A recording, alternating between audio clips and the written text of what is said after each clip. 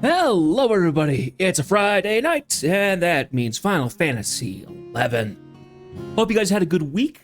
I hope you're ready for Christmas, because it is happening. Woo. So I wanted to start it a few minutes early tonight, so, well, only a couple minutes, I guess. Anyway, today we have more or less only one thing that we have on our mind, which is working on coalition assignments. Now, for those of you who remember, we came to Adeline.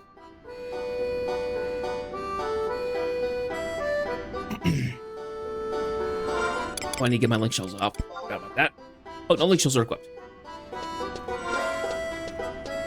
Oh, they're equipped. What am I talking about? Just need to level up. Anyway, so the idea with the coalitions is kind of like any of the other kind of repeatable quests that we've had in the past for the game. So, the main idea behind them is that you go out, you do something, you come back, and then if you do enough of them during the week, you can actually level up the coalitions, and they give you bonuses and stuff with that. So, let me go ahead and bring up my...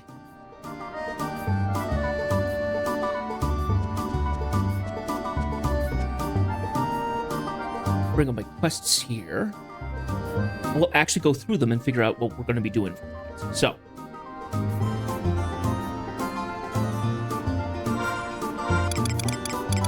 quests, current coalitions, current assignments. Yes. Okay. So, looks like it doesn't do anything specific in like labeling them. But we got to do a lot of things in Cizik Battlegrounds. So, we will go around figuring out what we're going to do there, and then it looks like we have to do something in Rala Waterways. So.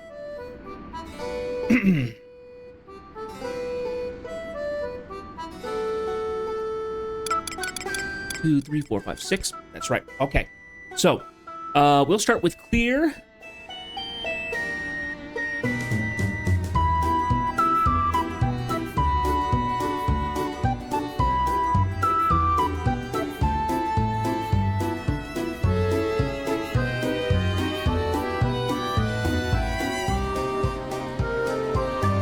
Okay. I think it was it Scouts?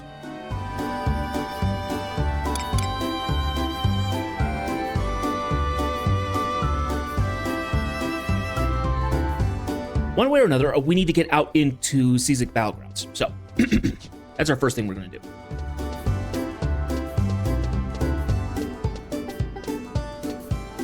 There was also a cutscene that I ended up seeing that I unintentionally saw.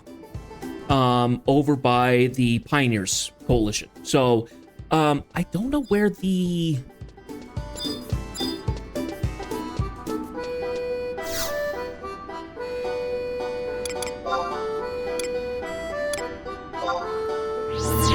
Let's take a quick look. I think I should be able to find a cutscene replay. I also didn't catch what quest it was. You would think that they would be actually, like, really close. Ah, there they are.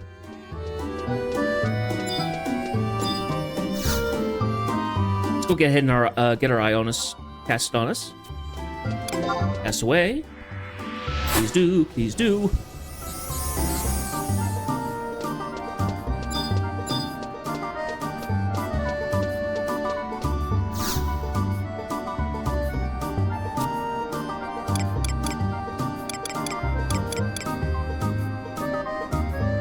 Let's do Adeline Quest 3. Oh, Unity Concord? No.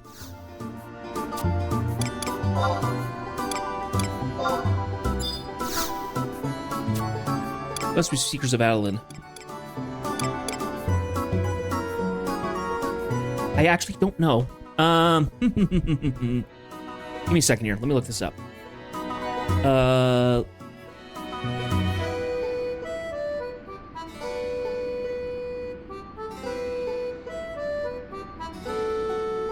Yeah, I don't know what the quest is. Let's see if I can figure this out. Because it was a cutscene, so it was kind of like, sorry? Certain substitute patrolman, it looks like.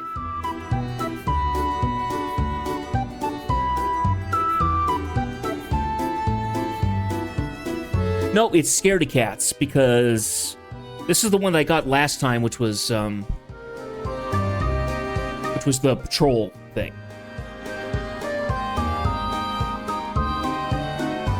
Yes, here it is.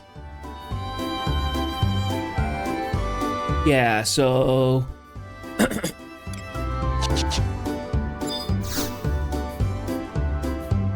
we should be able to do something here.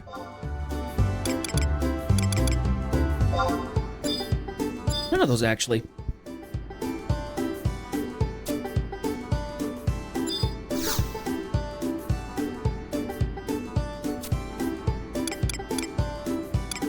Huh. I find that slightly weird. You would think that I would be able to see the cutscene again. Never mind. Anyway, basically what happened was that I walked into the Pioneers Coalition, and there was someone yelling. The character named of a couple of guys were getting completely chewed out for wanting to hold off on an expedition or something into the battlefield. Out into the battlegrounds. And basically we got roped into going, and we're going to be going and taking a sample of dirt, apparently. One way or another. We're ready to go off into the Wild Blue yonder. No, it's just the Zivik battlegrounds. Okay. Oh.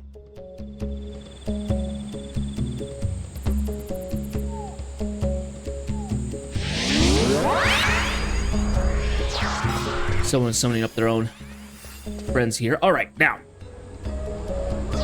So we've got to go out and do a couple things here. I believe we needed to go to...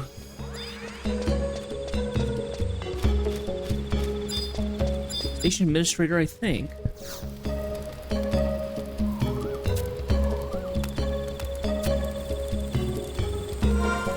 Okay, so I have to look at the... I actually have to look at the coalition assignments I picked up, because I just picked up whatever I could today, and none of them were anything crazy. So let me actually look through these again, so I can get the right ones. Okay. So we have Survey Battlegrounds, which is Survey and Erkin Locust located in Zivik Battlegrounds. And those are the green symbols on the ground. So there's one not far from...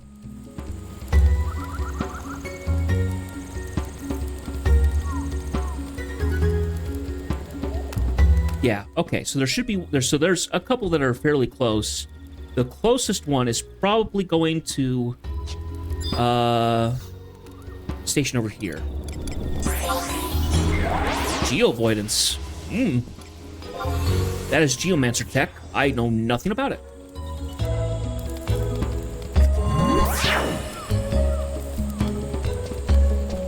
Okay.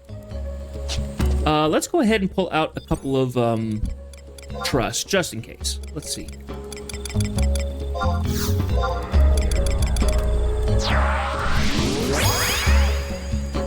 Who do we want to pull out?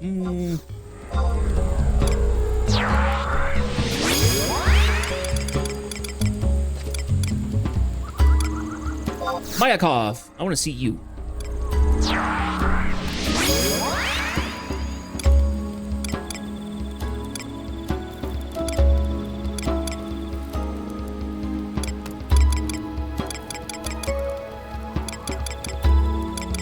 I will pull out Joaquin too. Why not?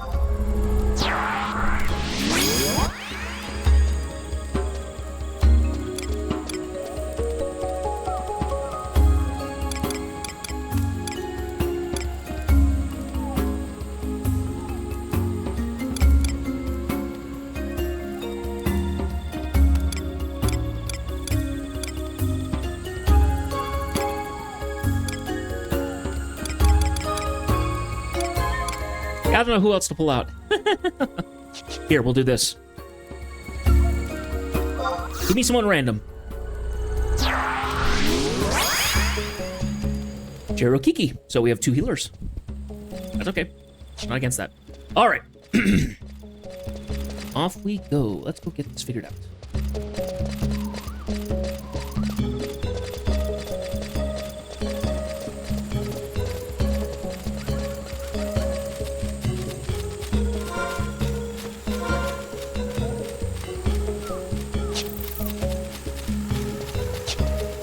There is a... Is there a path right over here? I misread the map for a second there.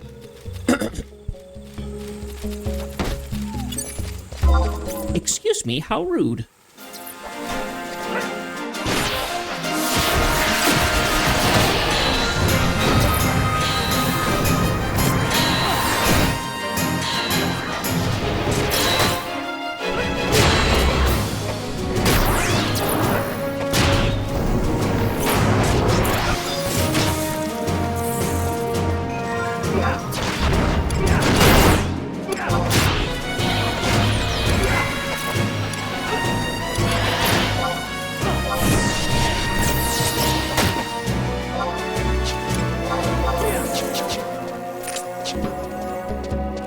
Okay, I'm gonna head this direction.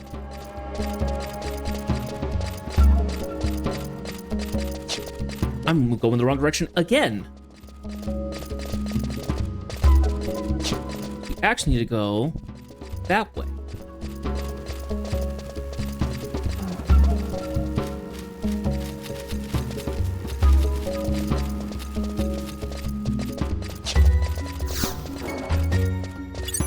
The Umbral wants to have a fight. Come here, you.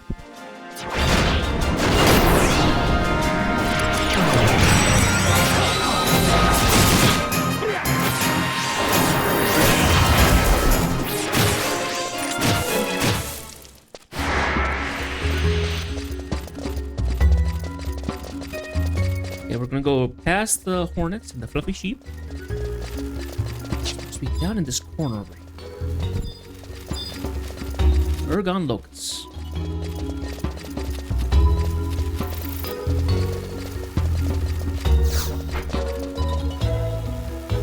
Blood of the Swarm. Okay, can't do anything while it's attacking me, apparently.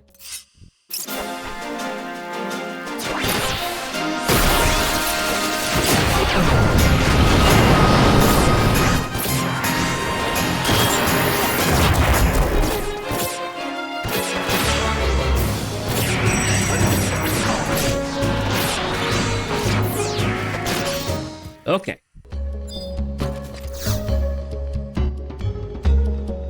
Decided the Urgon Locust called the Blood of the Swarm. Most likely worth surveying. So let's go ahead and survey it.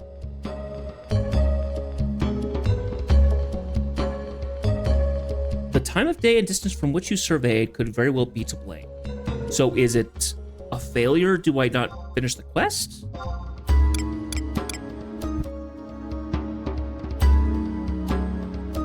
Okay, I'll be perfectly honest, I don't know if it's specifying a certain one.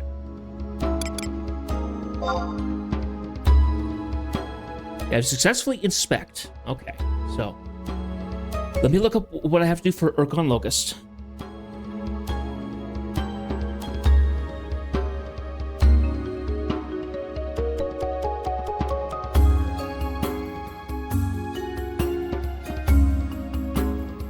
Okay, so it doesn't look like there's anything specific. Could I just not be close enough then? Go ahead and get right up to it.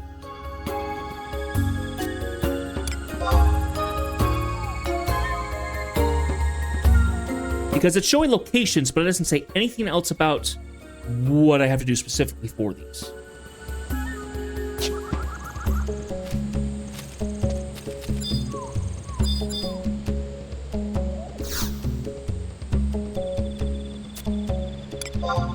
Maybe I'm too close. I don't know.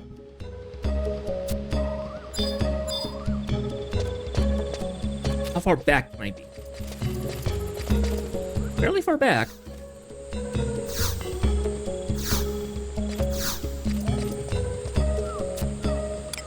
Okay, so let's do it even further back. Let's see what that does. I would guess that probably it's the time of day. It's the middle of the night. So it's not exactly the best spot.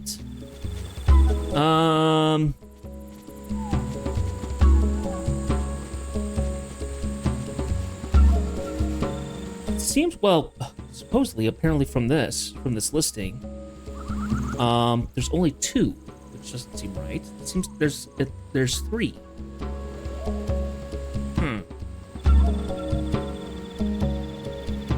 try something else.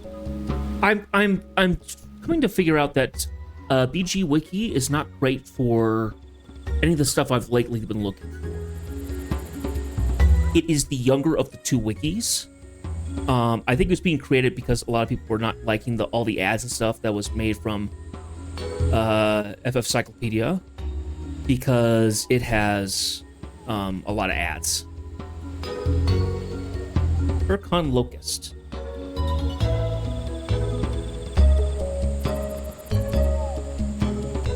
Okay. That says nothing new either. Yeah, so it looks like... Yeah, let's try a different one and see if there's a different one that we can go to. The next closest one, I probably would want to go to 3.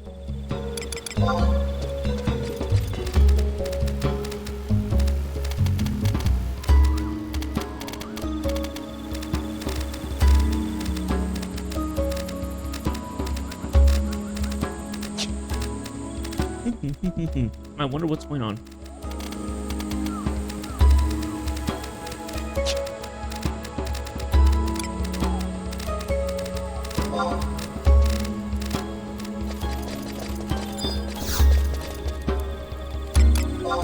Nope. Okay. We'll drop down to this waypoint over here and try the other one.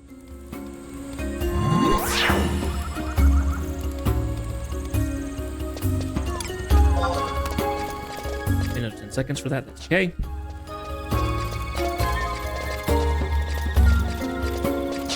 We'll just run up this way and see if we can find out this other one.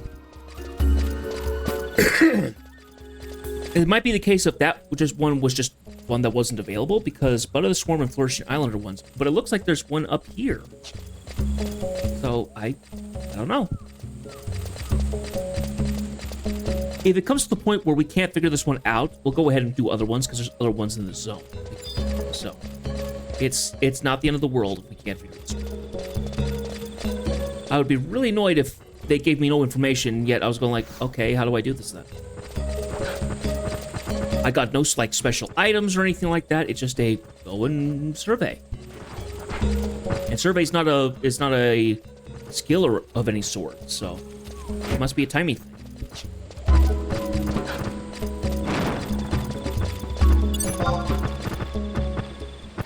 All right, you little raptors.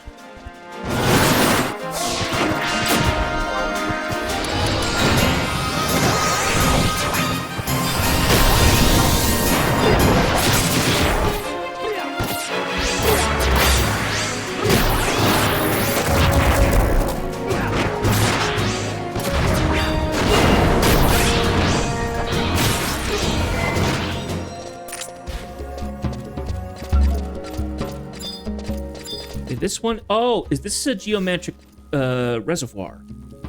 So I can't do that. So the next one we'll have to go to is the island.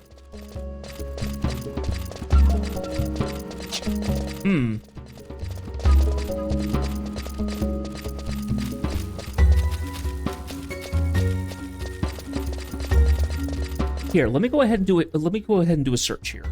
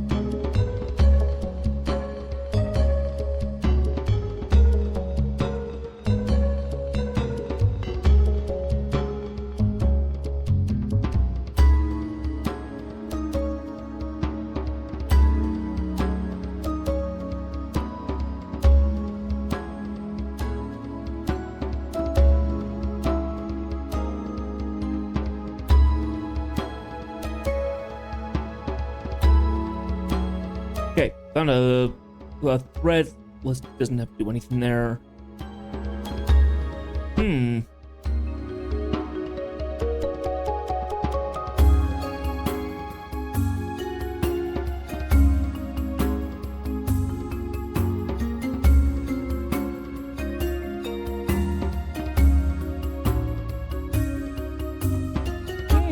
Okay.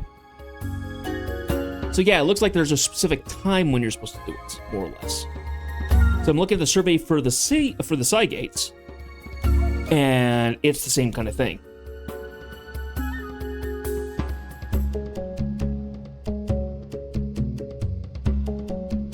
It says there's a distance as well as a time.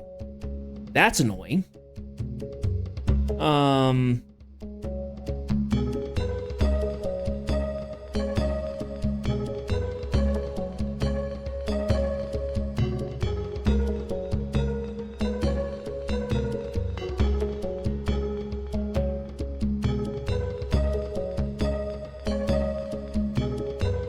Okay, so, okay, for Seasick Battlegrounds, okay, so what time is it now? It is now 4, so, Blood of the Swarm is actually available. Okay, so let's actually head back to that one. Okay, interesting. So what I did is I went and looked at the map itself, or looked up Ergon Locus. You can actually look up Survey Zone, which is Survey Seasick Battlegrounds, and it'll say, hey, because it's the actual assignment, and it gave me the list. So the information was there, it just wasn't in the place I was expecting. So.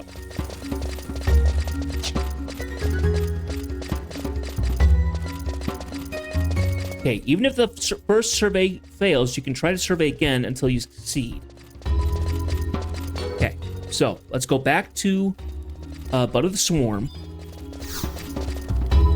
Because I was in a bad spot. Okay, so basically you could do it at any time, but depending on the time is the distance away you have to survey. Okay, that's interesting. Okay, now what do I need to get to? I need to go to that one. Okay.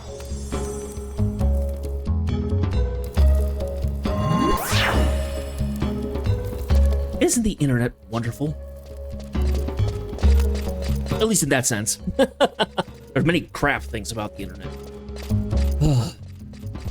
At least in this instance, it's well known. It's good. Okay, let us go.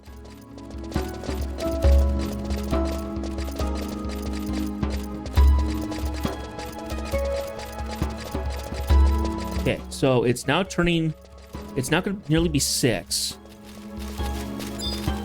So you have to be within the correct distance of Yalms. There's no way for me to know the distance for Yalms. I don't have a thing for that. There is a plugin you can get, but I don't use it. It actually seems well because mainly I don't ever have to do like a very specific distance between stuff. It usually is am I close enough to activate a spell or to shoot something or to get into attack range, to actually engage. That's really easy to figure out otherwise.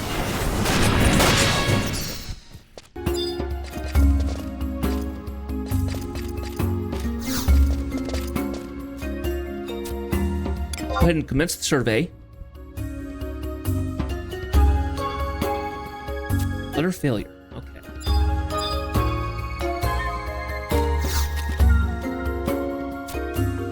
Try again.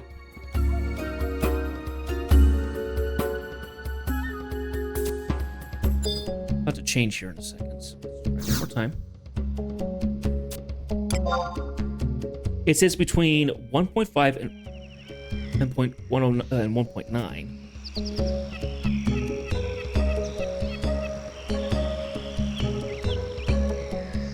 Okay. We're gonna try again. It's changed now, so the distance increased between 2 and 2.4. Now we have to just kind of gauge where that is.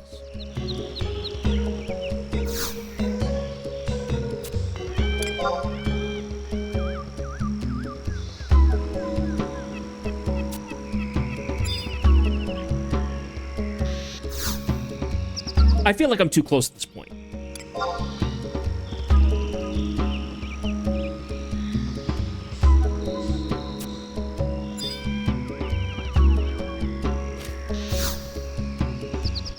Take a little bit further step back.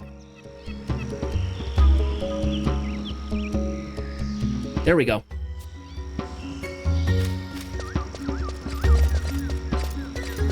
Okay, so that one is now done. Good.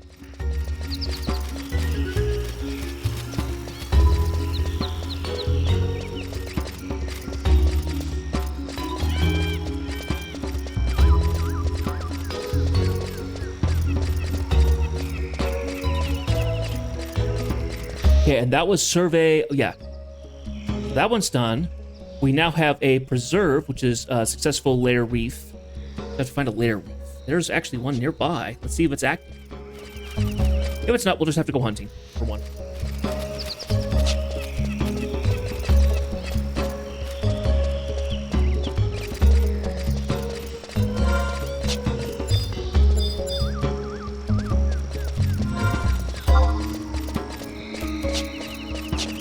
Burned my lips a little bit on my dinner tonight. I had a couple of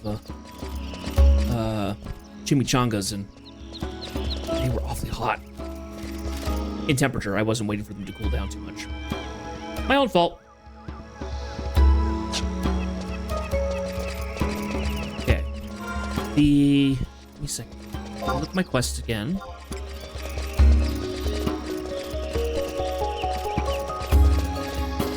So I think there was two quests that I had. One was doing a lair, and one of them was doing a lair reeve, and the other one was doing a wild reeve, I think. Well, not a wild... Yeah, the other one, the colonization reeve.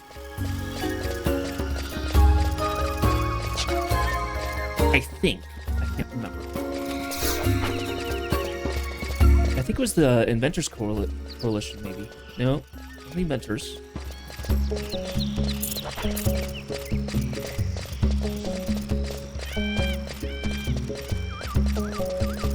Visions. Oh,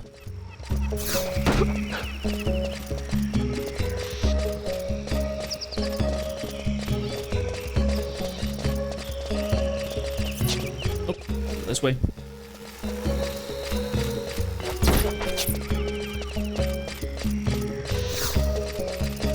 You stinkers. Leave me alone.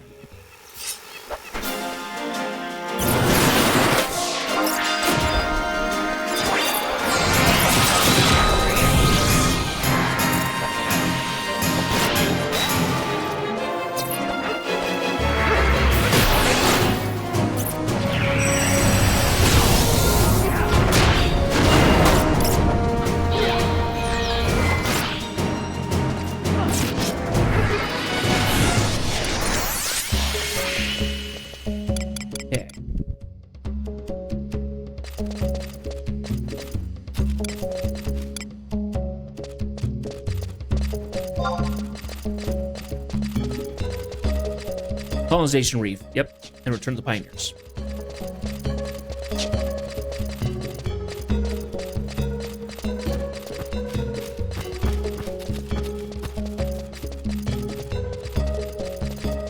We're also going to work on our combat region stuff.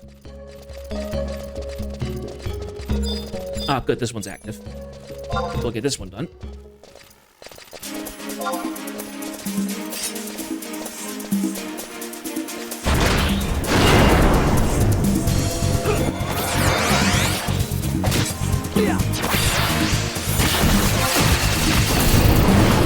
Thank you, Val, for attacking everything in the zone.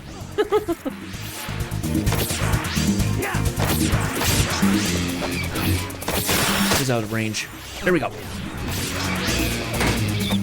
I do like the attack music, the battle music in this expansion. I think it sounds really good. Okay. And that one's been done. Yeah, let's go ahead and hop onto a mount. We'll keep going this path, and we'll see if we can find ourselves a colonization reef.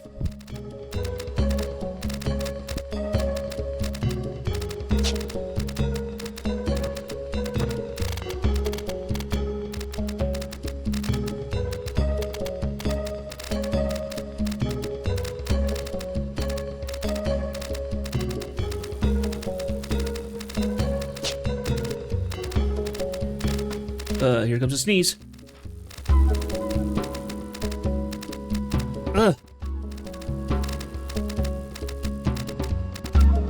Ugh, I love that feeling. I don't know why. It's such an odd thing for me to say, but I love the feeling when you sneeze.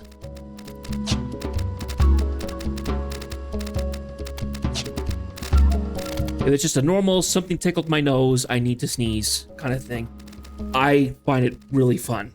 Well, not fun, just really cathartic, I guess. If it comes to like you're really sick and you're sneezing all the time, then it gets a bit annoying. You know, if the sneeze like causes you like pain from like a sinus, from like congestion or sinuses or something like that, that's different. All right, let's get in here and attack these.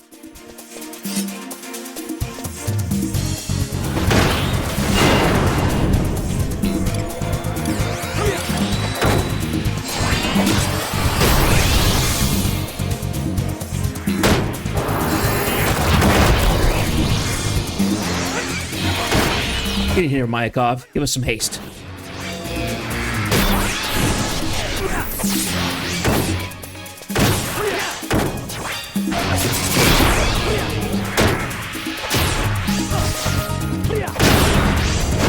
Oh, there we go. Really getting some fast pace here. So I've got haste as well as the haste samba going, I think. And haste and the haste song. I've also got march.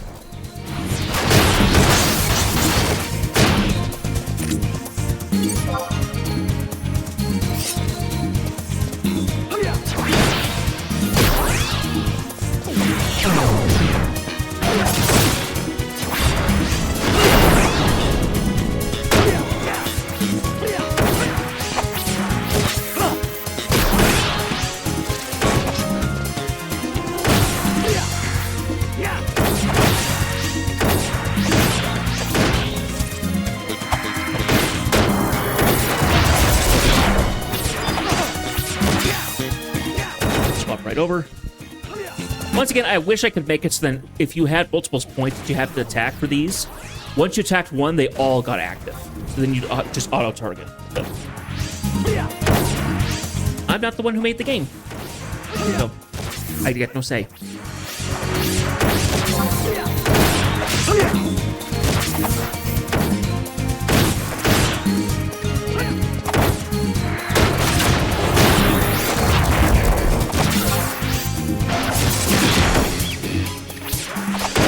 All right.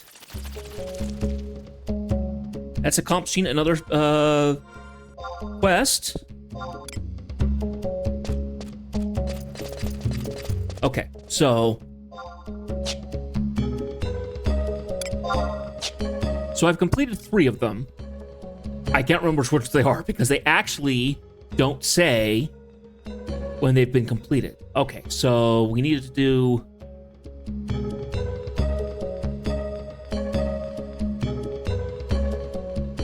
Okay, so we did clear. We did that one, which was clear. We did... is there a support?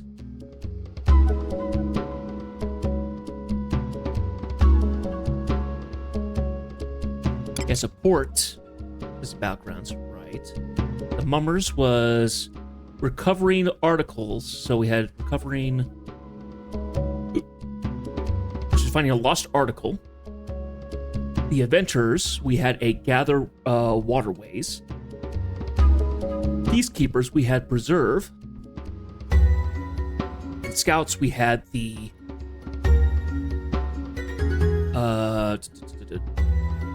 survey. That's right. Okay, so we did the survey one. We did the Lair Reeve, so that's done. We had the... And then we did the... Was it support? No, it would have been the clear. Colonization. Okay, so the ones we still need to do...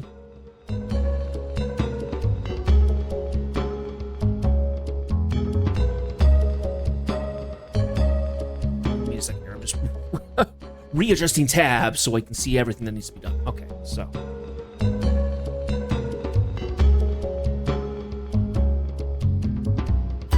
Oh, okay. So I actually have to go get the I actually have to go get the container itself to go give the supplies. So I actually have to go back into town for that. Okay. Let's find ourselves a lost article, because that's the other thing that we need to do out here. So, lost articles, according to this, are question marks. And there's 1, 2, 3. So we just kind of have to survey the map to find what it looks like. It's going to take a little longer than I would expect. I know what they look like, though. As I was getting waypoints from last time, off stream, I was seeing lost articles on the ground, so I know what they look like.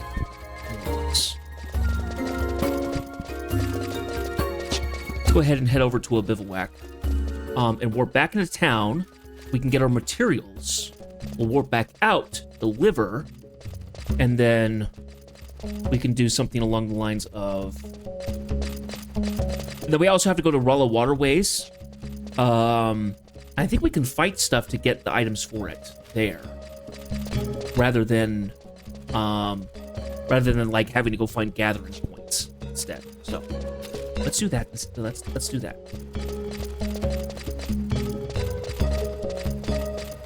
Because if you can just go out to a bivouac, just warping it, that's super easy. And it looks like by an update they made it that was possible, so you didn't have to run out. Which is awesome. Let's see, that's the mummers. That is the... No. Which one is this? It's the couriers. So they're actually in East Adelaide. No, that was the scouts. Wrong one.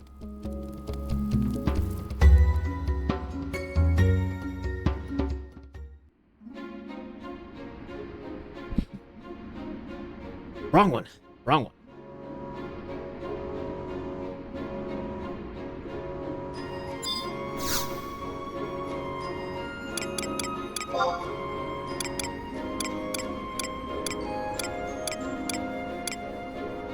Pioneers Coalition, that's the couriers.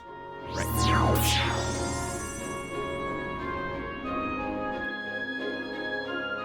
Okay. We'll provide you with an ops material. He gave me an ops material?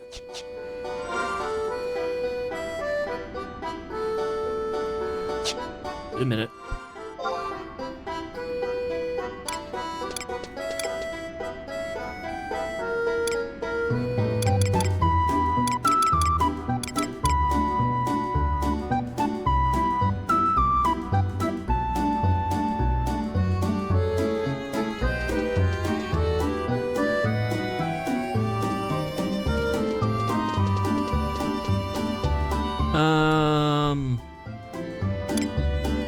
I don't know if he actually did.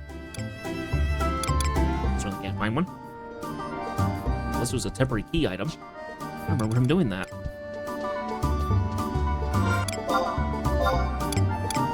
Oh, here it is.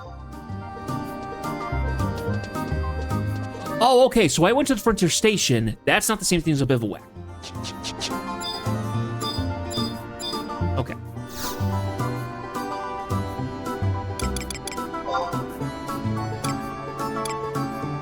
So we'll go out to Bivouac 1. That works.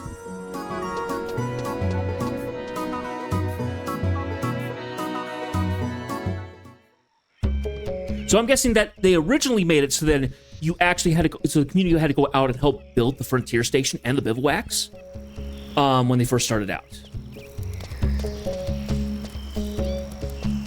Then you talk to the administrator, I think. There we go. There's a coalition. Now.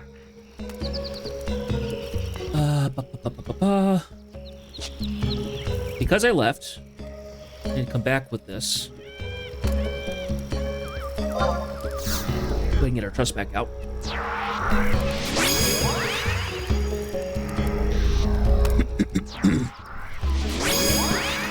Let's go see if we can find ourselves a lost article.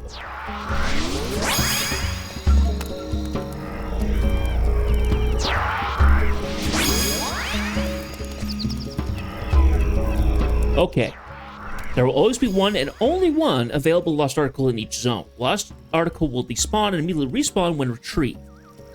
It can respawn in the same position, and it cannot be seen by white scan. Boo! So I'm gonna have to go actually like hunting for it. That's annoying. Oh well. I can at least be on a mount for this.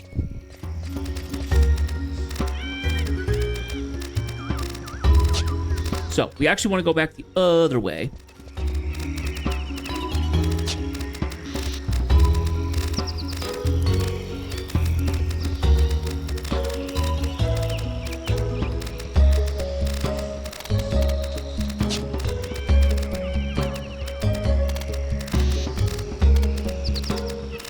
At least when I look at the map, there's lots of yellow spots, which look like logging points.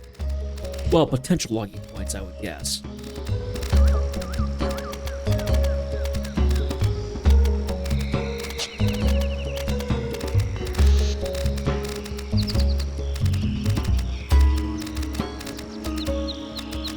Anyway, how are y'all doing? I hope your week was decent.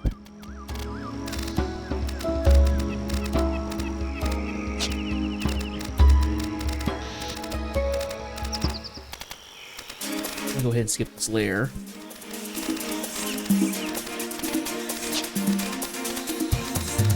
It's kind of annoying that it tells you you can't join another Reeve until for like the next 5 minutes. That is really annoying. Okay, now is it around here? I don't see anything that looks like it. I'm guessing no. It's not here.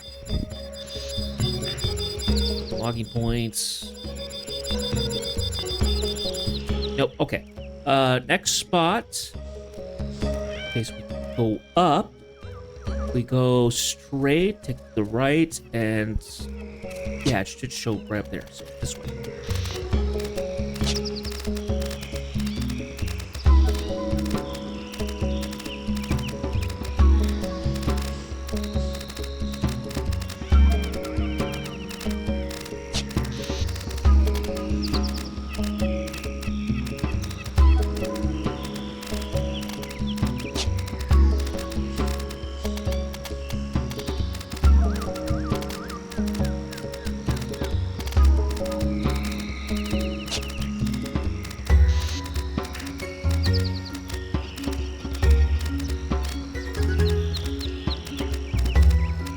Okay. I'm gonna take the right from here.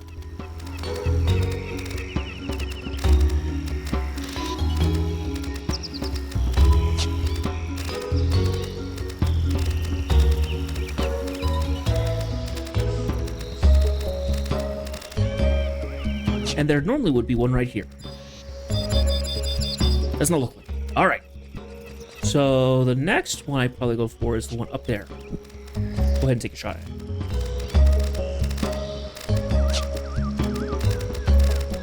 I'm guessing that out of a lot of the simple ones, finding the lost articles is going to be, it's simple, but it's tedious because you have to run around and actually find it. And not all the maps are going to be like flat like this. Some of them are going to have survival skill things you have to do, like crossing waterways or climbing ivy, breaking, well, and then all the other ones were like breaking through obstacles. It's not nearly the same thing.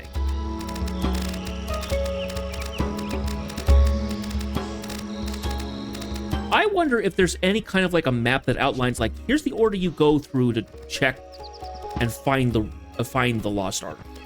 Like an actual like a actual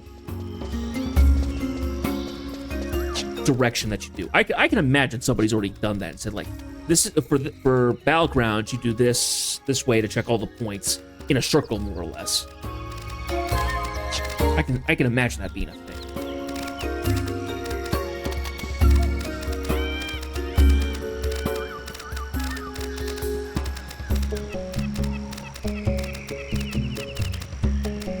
Now you can do one for either a Yahtzee Hunting Grounds or Caesar Battlegrounds, which I find interesting. They didn't just limit to one. They probably changed that because so many people were doing them, people were getting stuck for many, many minutes at a time trying to get it done at the same time. So they said, oh, we'll do it for 2 zones. It was a congestion issue.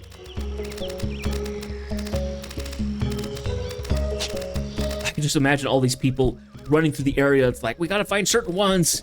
And people were probably camping out specific locations like, it's gotta spawn here sometime. I can imagine that happening.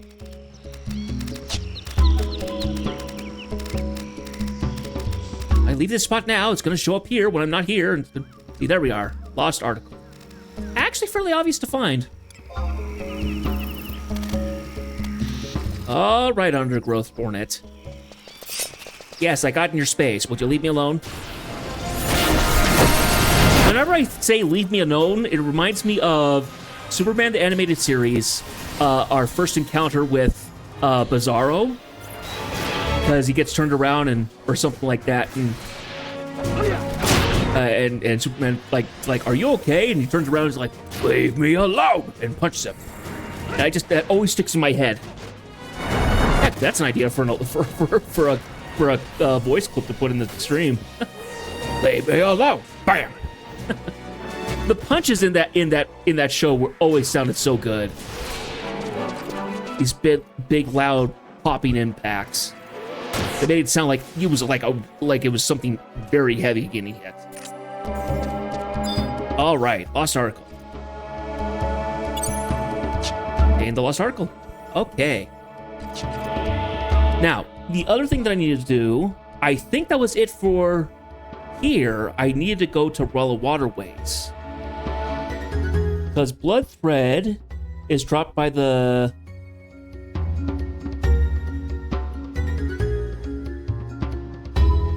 Oh, okay, so it actually says you can get Blood Thread from other places. It actually is telling me to go to the Diorite Stalker in Oza. Which is funny. There are pewter dynamites that I can go see. Okay, so it drops off of dynamites for the most part.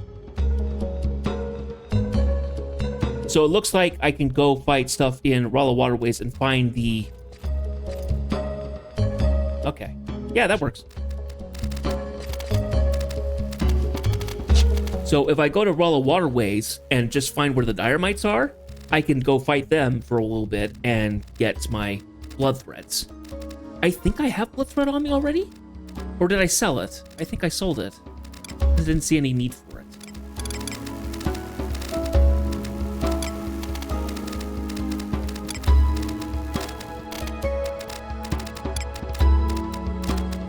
It's fairly obvious. Yeah, let's go ahead and... So, we're gonna go ahead and run back to town. Whoop! No, we're not gonna run back to town. We're gonna go to Ralla and get that done. So I did this a little silly wise. I went ahead and I grabbed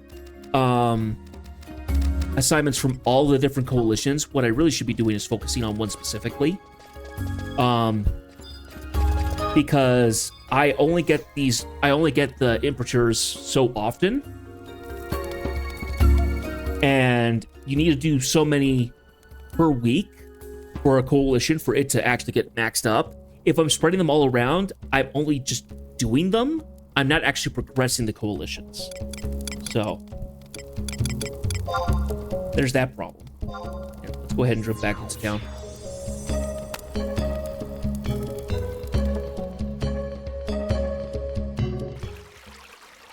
Oh. That was painful. Got that out of there. Here. Sorry, let me blow my nose.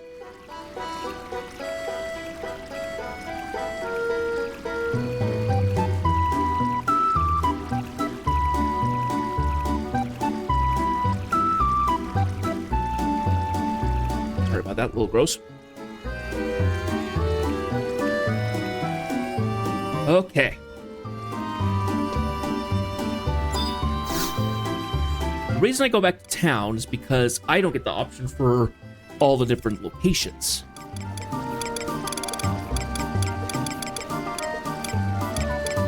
Have I not been to Ralla Waterways? No. Really?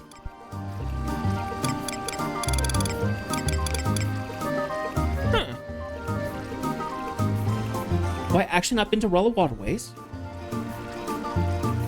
I haven't. Shame on me. Oh, it's like a big stinking maze. Ouch. Okay. So...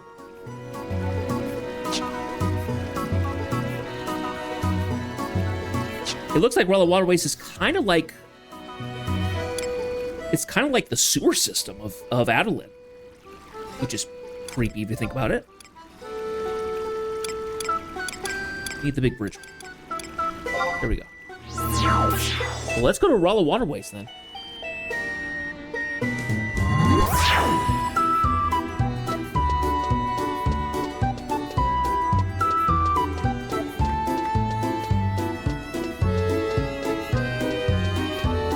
Because I got the map.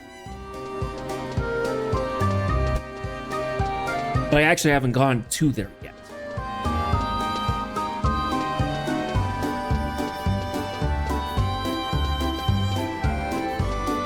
In we go.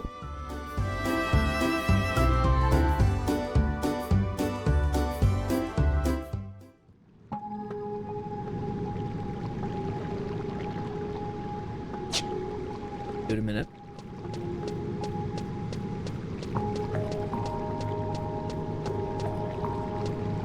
Oh.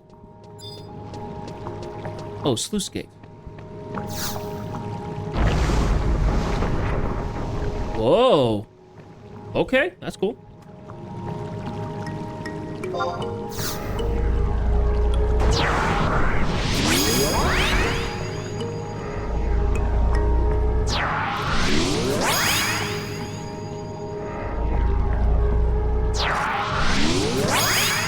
Ah, that's where this is. Okay, so white scans. We have dire mites nearby. We do. They're to our right. Crabs are all to our left in front of us. Okay, so. Got everybody? All right, now. Let's go.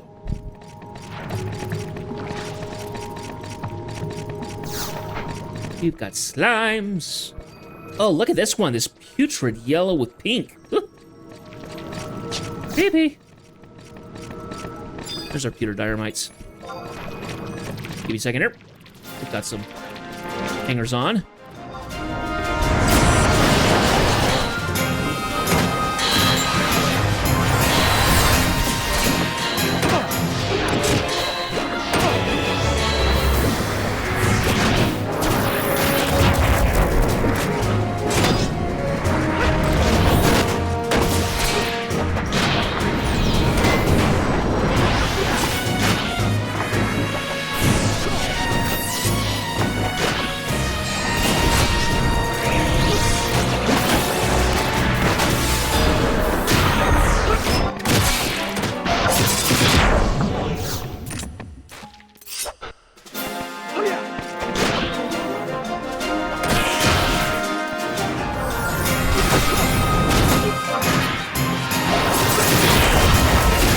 Okay.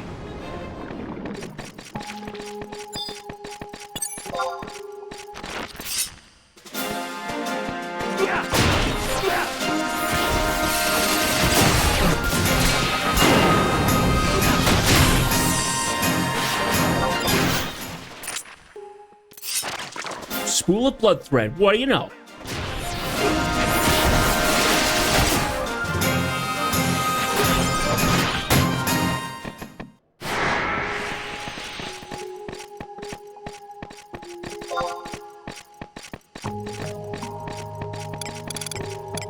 Yeah, so it looks like this area is the pewter dire mite that is the area. You still gotta fight slimes and stuff, but the dire mites are kind of in this section, so. And the reason why I'm not going to, like, Posei or something like that is because all this stuff is level 96 up. These are, like, level 101 to 102, according to the wiki. They give me capacity points. Capacity points you can only get from anything that's, like, level 96 and up. So the higher level it is, the better for me, because that gives me progress on my job points. This isn't optimized, but it certainly is better than nothing. So.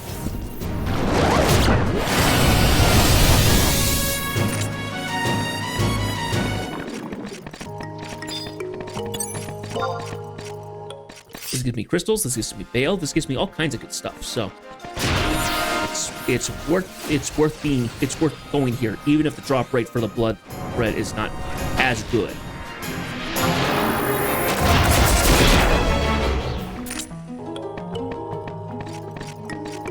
I could spend these crystals on my waypoint currency.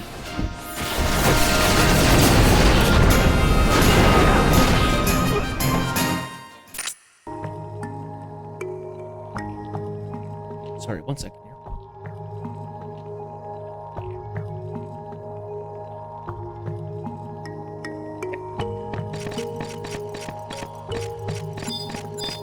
I've also been going through Twitch and seeing what games are kind of popular in terms of like where current viewers are kind of sitting, and taking in games that I have and kind of doing a cross-reference to see what's popular, because I would like to try and get into playing into stuff that's more, because a lot of the games that I've been playing on the side that are not like the big games that I have, there are a lot you know, more indie games that don't have a whole lot in the way of like an audience on Twitch.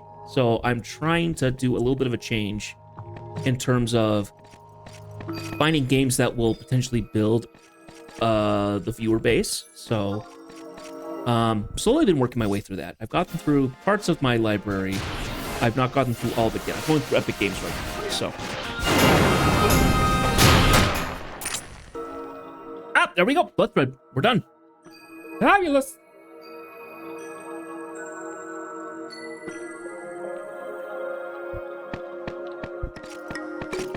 Let's head back. So for the new year, I'll be looking through games that are kind of more popular, that have more views on them, and then jumping into those and see if we can snag anybody who wants to join us.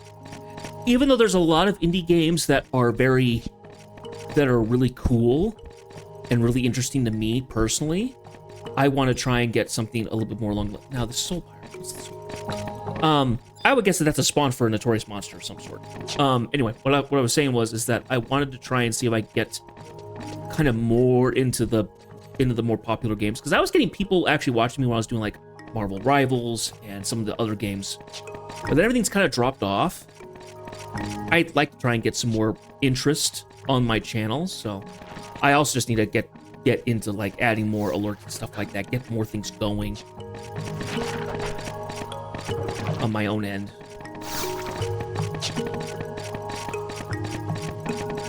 Something I need to figure out is I need to figure out a way to make alerts that only I can see on my side, so I know it's like, oh, it's time to do such and such a this or whatever.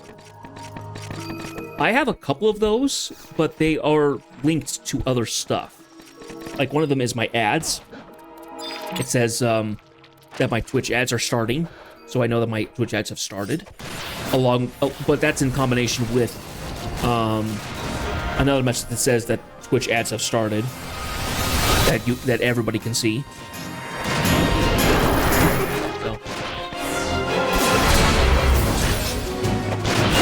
So many enemies want to see me off. Oh my goodness.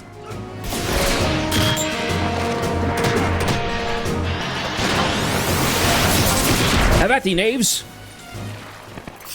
Thy slime shall ooze through these waterways for the eternity.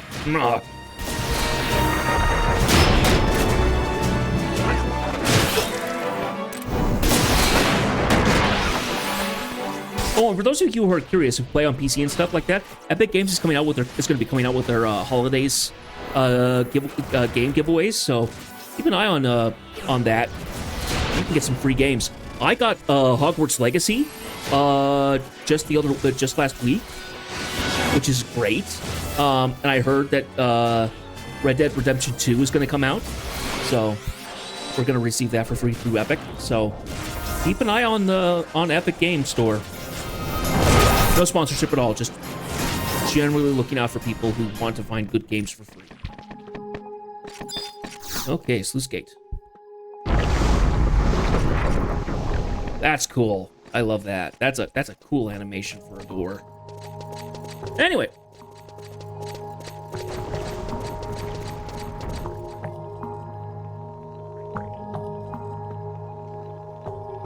So I'm guessing that for some of these, it's gonna be doing a lot of repeat stuff, kind of like with the assaults. You guys haven't really seen me play assaults from Treasures of Artagon, but it very much was kind of the same idea of you do a thing, go to a location, do the task, and come back, and you do that multiple times potentially. To kind of progress, like the rank or association. This has just been developed a little bit more differently. So, okay, now we're gonna go to each of the areas and turn in our stuff. Let's go ahead and we'll go down the list. How about that? Go down the teleportation list. So, okay, we'll close out this one there.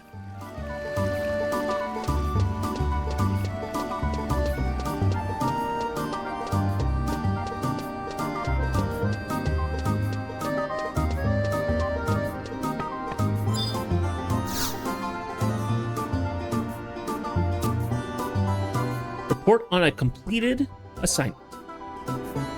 Frontline support. Congratulate you on your success, and I'm pleased to hear your report. The Coalition was prepared to reward befitting your contributions. So I got a bunch of bailed and I got some limit points. That didn't give me capacity stuff? Boo. Okay, so we don't want to do anything more for this. I also need to take probably take just a quick minute here and look through the coalitions themselves and see what bonuses I get from actually elevating them, because I'm probably going to want to prioritize certain ones. So, I might just take a minute to do that. Let's go to the Pioneers Coalition.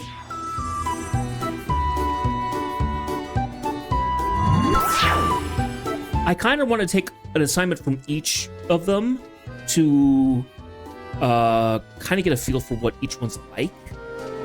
So, that's the main reason for that. We're on a task, clear the way.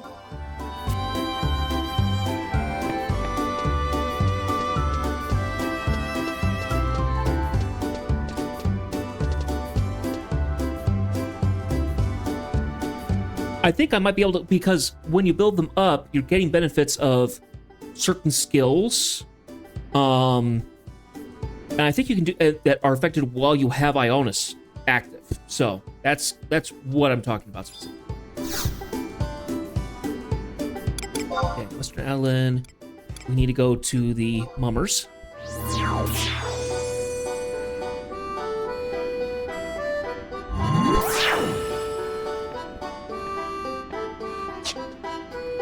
we're into Mummers.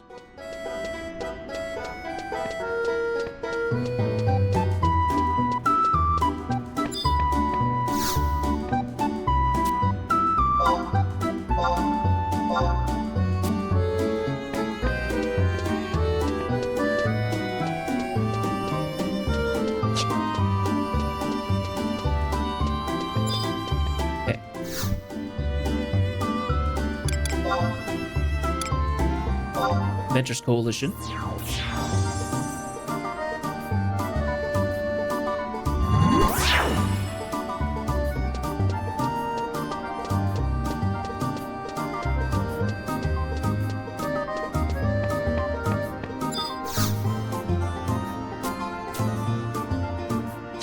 Oh, I must have already given stuff over to Hitnong. Okay. Oh, okay, yes. I have to trade the items over to her.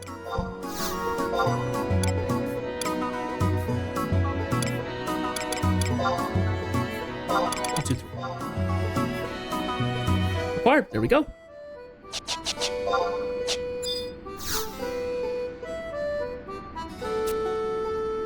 Report a completed task. Thank you so much. Now, when I go looking at the tasks again, does it give me a star of like which ones I've done? I'm curious. Other materials. Nope. Doesn't do anything like that. Never mind. Okay, and then we need to run over to the Peacekeepers and the Scouts. Oh. There it is. The waypoints need to be more obviously need to be placed in slightly different spots.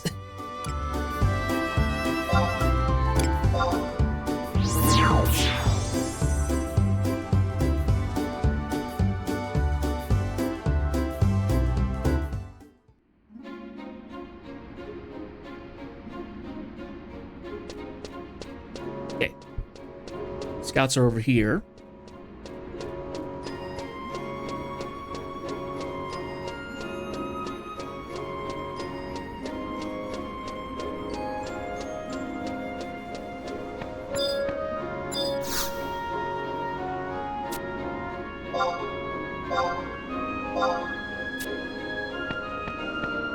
Okay.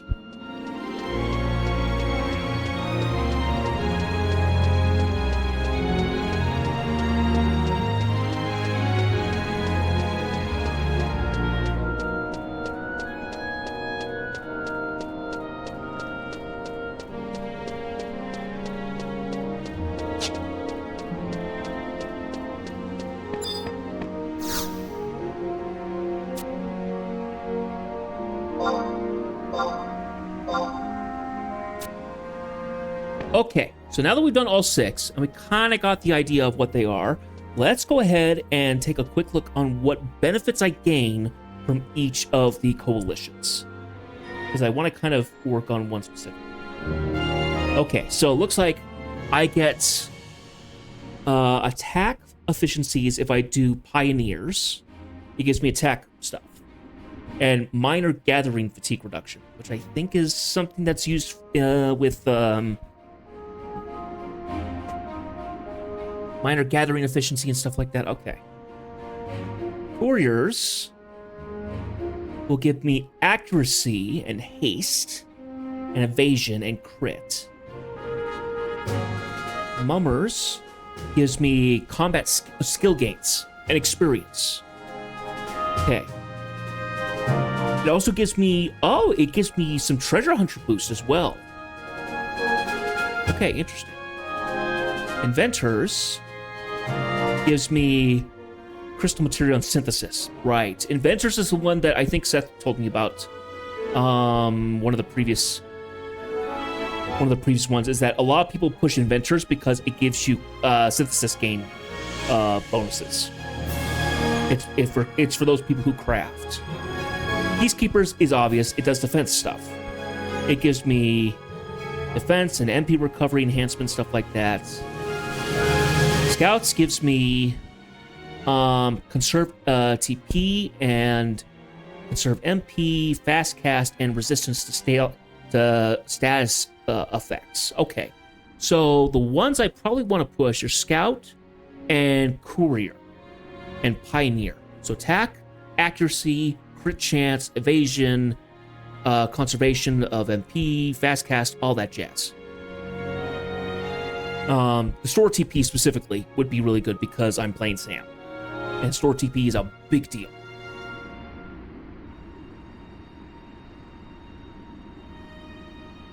So, and Scouts is not too bad. Scouts was what? It was finding the surveys. It's land surveys and stuff like that. So, that's not actually too bad.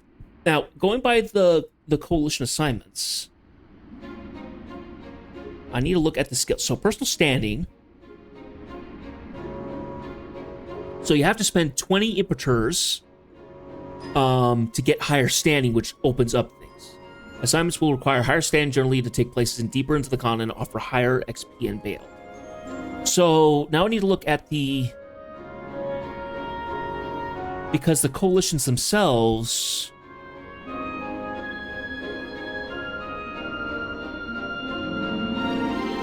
Because I'm trying to remember, because I remember when they explained it last time in the game, it said something like once a week you have to do enough stuff once a week to get all that stuff done. So let me see here.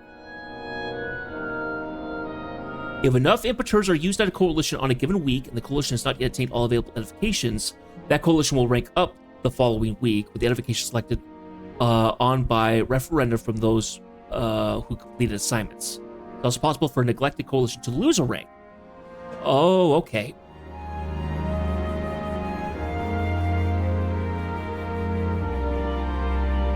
Okay. The current maximum coalition rank is A, with the possible edifications broken up into sets. The entire set of edifications must be completed before the next set can be voted on. Sets with multiple edifications will proceed in any order, dependent on the referendum with the highest support. So... it's something that, okay, so it's not something that I possibly rank. My standing stays. And then I get bonuses from doing the coalition stuff. By doing all of the assignments and stuff, it gives me key items that give me boosts to, like, how much bailed I get, how fast the Imperators come about, how often they turn over, and you get more.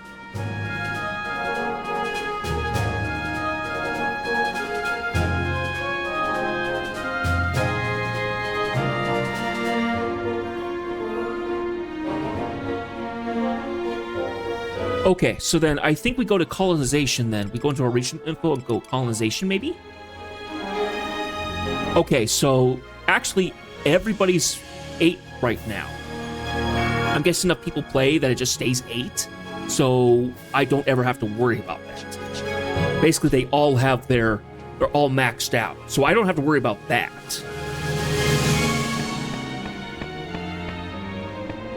It's funny because they say that there is a second area.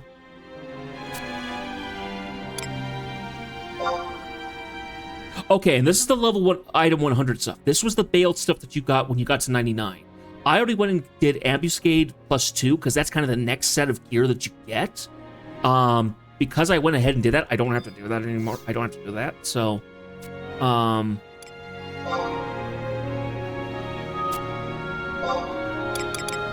if I had to get weaponry, I probably could do this, but there's really no point to do so. Because I can get 119 stuff without too much trouble. Okay, so because we did it for the week, so as we do them for the week, then I have to go ahead and crank them through. Okay, so yeah, the bonus key items here is that after meeting certain prerequisites, you can go talk to the person at the library to do stuff. So you can get the cordon, which increases the bronze-matic cordon, which increases your imperators from 15 to 16. You have to do 68 unique coalition assignments at any rank, excluding any of the provide assignments from the Courier's Coalition. The bronze shovel cordon reduces the waiting period from 180 to 150 minutes. So you cut 30 minutes off the wait time to get new imperators. And then it looks like you have to do quests and stuff for that. You can then get a silver one, which increases the number that you can hold from 16 to 18. The silver shovel cordon reduces the wait time from 150 to 120. And then doing the gold shovel cordon makes they refresh every 90 minutes from 120. But the rewards don't change. I think the big deal is that it says right here, and I'm quoting now, unlike campaign ops, experience points are granted even to level 1 characters upon completion of the assignment. This means that a player can complete an assignment on a high-level job and switch to a low-level job before turning into the Coalition and receive the experience points equal to 1 level. The rest of the experience points are lost. The amount you should receive is more than 1 level, but you do receive all of the bailed of the assignment. So if you're trying to do another job but you don't like playing the job, this is an option for you. But I said, like, why not just play the job? It's really easy to level up. You know, even to level 50 is not hard. It's not hard at all. You can do that in like 3 hours of just casual play.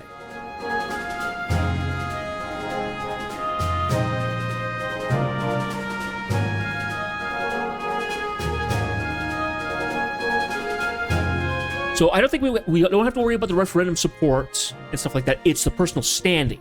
So what we really want to do is we want to crank away at one specifically to get us to the higher ranks, to get us what we need. And that will give us our bonuses.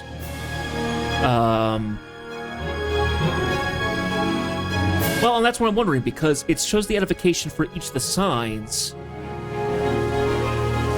It's a little different because, so yeah, this is something I'm gonna have to ask, because it feels like all of the bonuses that we get from Ionis, we're already getting all those because all of the edification's done. Everybody's rank 8, so we're gaining all of that. The standing you care about, because it makes it then you get the other coalition stuff and get you the key items that we just rattled off. So it's a question of, do I focus on one coalition and get my personal standing up to them there, or do I spread it out? Probably focus on one specifically. Because when it's talking about the edification, it doesn't say that you have to have a specific standing with the particulars. It probably would be easier to stick to one rather than trying to go through all of them. It's different. For Assault, when you're going through the ranks of the Assaults, which is the closest that this is linking up to in my head, you got 1 point for completion and 4 for a new one, for one that you hadn't done before. So you essentially got 5 points.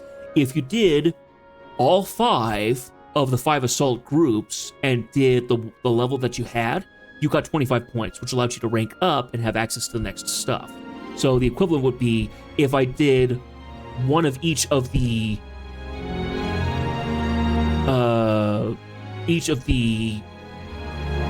coalition assignments. If I did each of them once, I would then be able to rank up from Petitioner to the Disciple. That's not exactly what's happening here. It's focusing on each. So I have spent 2 Imperators at each of the places. So it sounds like what I'm actually going to be doing is I need to not necessarily worry about that, and I just need to focus on some of them. I don't know if Seth shows up. I'll ask him about that and see if it's a case that everybody's currently getting the bonuses from Ionis now, or if I actually have to link up to specific ones to get the bonuses.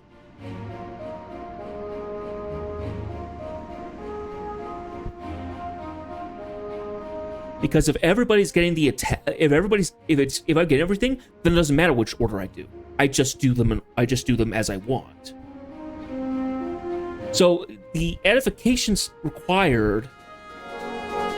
Okay, so let's go back. Where were we? We were at the Avengers, right?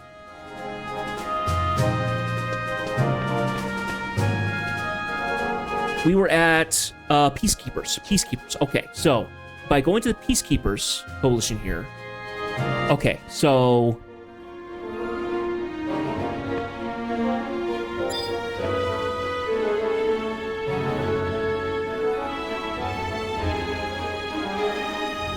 let's talk to the Civil Registrar. Okay, so the state of the Peacekeeper Coalition, currently ranked number 8.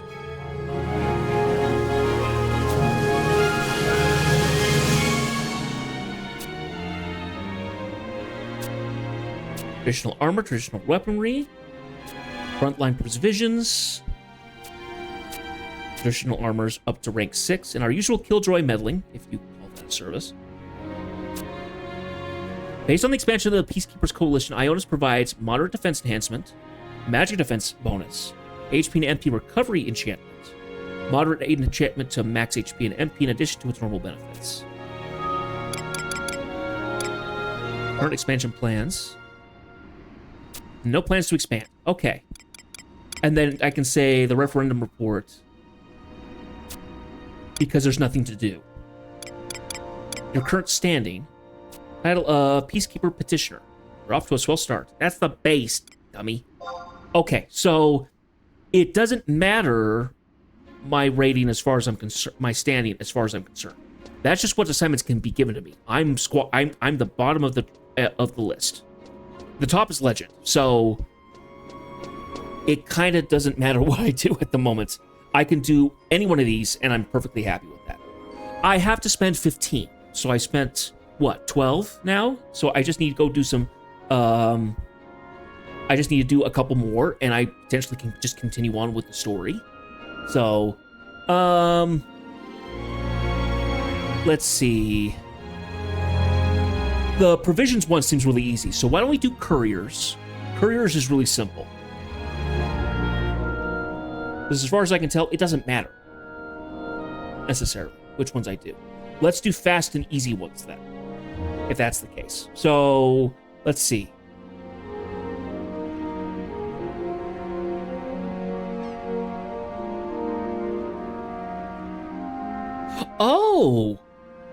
Oh, yeah, let's go to couriers. Yeah. I'm seeing another thing that's just shown up. Apparently, you can also send more waypoint things up. So I can set one up in Sandoria, so I don't have to go to Juno to warp back over here, necessarily. I'm not sure if that's the case, but let's look. Pioneers, Couriers is... It was at level 1. It is number 1, yeah. Oh, because I think it says the thing. It's the square up, but it also says Couriers as well. So let's run over to Couriers. I want to look this up because apparently you can also talk to certain characters.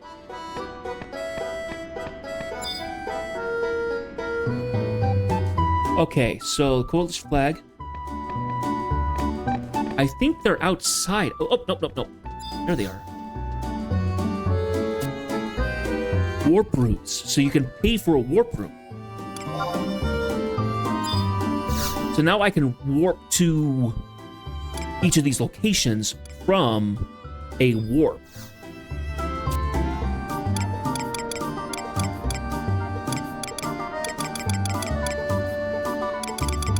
Which is awesome. This probably was before they made the change to the home points. Make them warp options. Let me see here. Yeah, they're not temporaries. It's a key item. Here we are. Grave with rune energies that permit limited waypoint-based warping. This stone grants access to northern Sandoria. So because there is a warp point. I was like, what the heck are these things? And then we'll get to this, like, oh, we have them. So let's go ahead and buy the rest of them. So we have this option.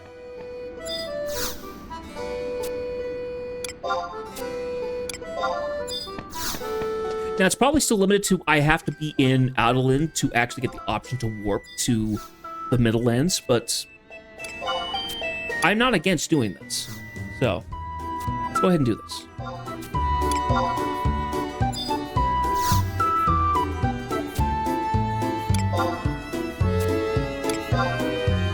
Okay. Now, he says that there's a second floor. What second floor? There is no way up in any way, shape, or form that I can see. Okay. Okay, so now we need to look for a character called Farso de Farso.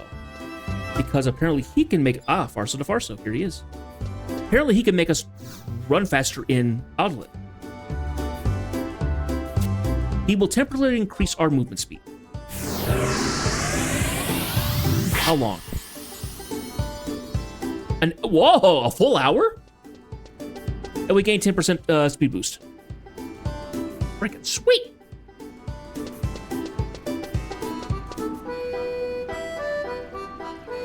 There is a second floor, apparently. No, that's just the entrance going in. Huh. Okay, so all of these apparently get a second floor, but somehow I don't know how you'd access those. I don't know.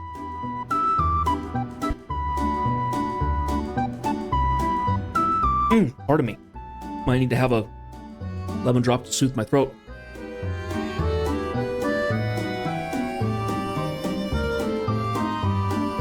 And then, because of couriers, we have a kinetic cost of transportation reduced by 50%. So it costs half as much to do waypoint teleportation. Okay, interesting. Well, why don't we go ahead and grab this tasks from here.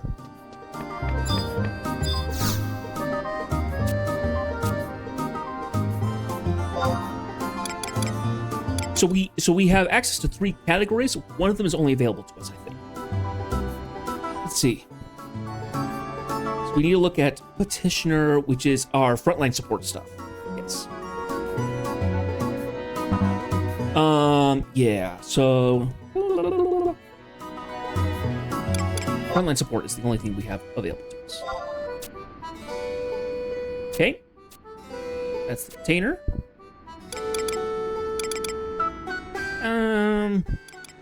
Yeah, we'll use 3. That's fine.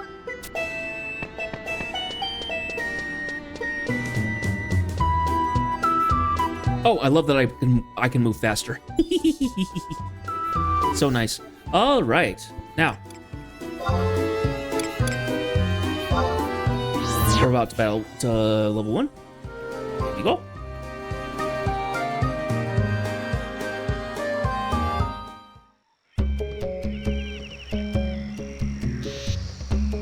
Let's see here. Base provision assignments to individual areas are available only if the front station in that area is not established, so they can no longer be accepted or cleared.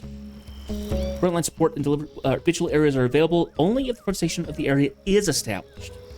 That's why I didn't pass it off immediately at the beginning, because I actually can't do it to the station there. I can only do it to the bivouacs.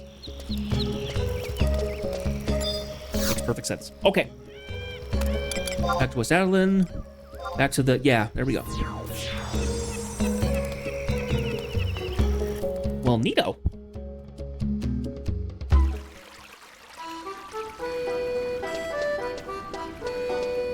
Oh, and because we left, we lost our our movement stuff. Okay, so if you want to do a movement buff and stay in town for a little bit, best to do that. Otherwise, not particularly worth it. At least from what I can see. Report on a clear one? Yeah. Now, according to this, our progression...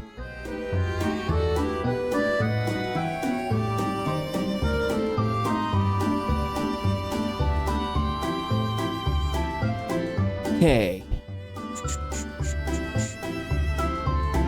Okay, so let me go talk to Brenton back at the Pioneers. And we're probably going to have a cutscene, and we can continue onwards. This is something that's going to need to turn onto my daily list. I'll actually need to start making a daily list of things I need to do in Final Fantasy. As much as I actually don't really want to do that, because that makes it get tedious. Let's go ahead and throw a stack of wind crystals in here. Will do. Because I had daily stuff I did when I was in 14, and at some point it just got really boring. It's like, I don't want to do this daily stuff anymore. It's dull.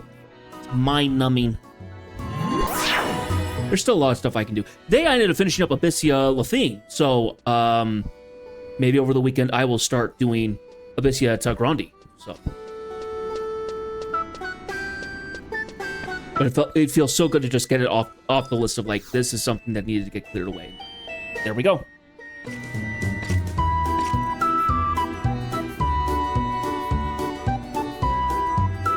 What timing, Jedith? Been invited to dine with the members of Adeline's cabinet.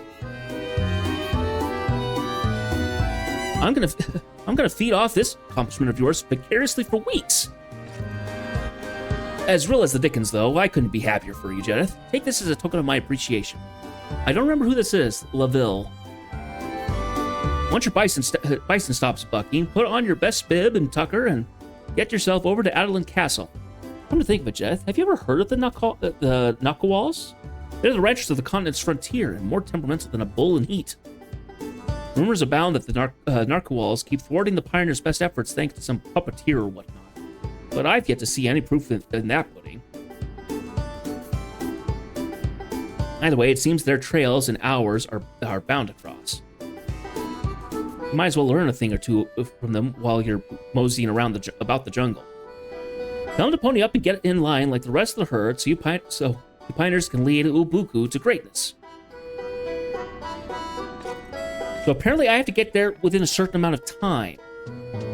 You have to talk to the person at the gates between 15 and 2200 hours. The cutscene received completes the mission. At this point, begin the quest Flavors of Our Lives gets to the point where Theodore is introduced to avoid delays later. You'll have to wait an additional game day in the next mission if you fail to do so. Ooh! So let's go ahead and lock that up, because I don't want to have that locked up. Okay. It's in Western Adeline. Talk to Burgent near the big bridge in Adeline. And talk to each of the ones.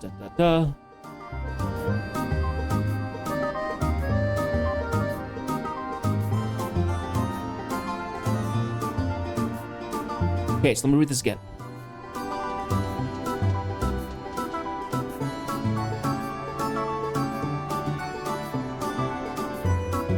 Okay, so let's go do that now. And I know Theodore, I've gotten a trust for him, so he's clearly an important hero. Travel to... Oh, actually, nope, we want to do a waypoint. I wonder what makes people have this glow on them. Someone has a red glow there, someone inside there had a green glow. I've seen people with the glows before, but I don't know what they do. What is that for? It's some sort of accomplishment. I wish I knew what it was. Anyway.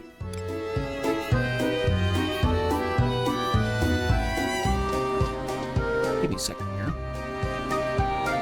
I want to go ahead and take a look at our stream managers. Just make sure everything's running okay. But I don't often check it. Okay. Everything looks like it's running like it should. Okay. Good. That's what I wanted to check. Now, back to where we were. We need to go to... Where was it? He was out on the big bridge, I think. Right?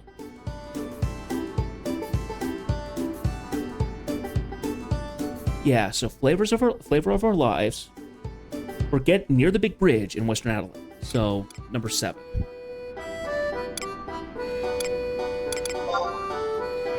Because he's like right next to the warp point, I think.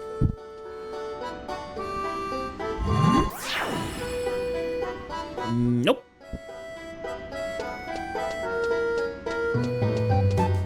Well, now I need to go find him. J9. So let's go ahead and do a remote scan at J9.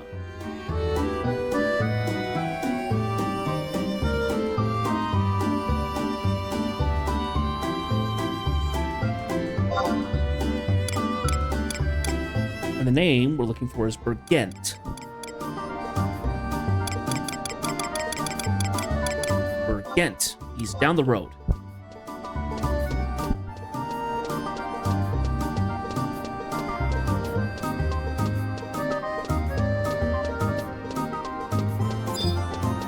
This fellow.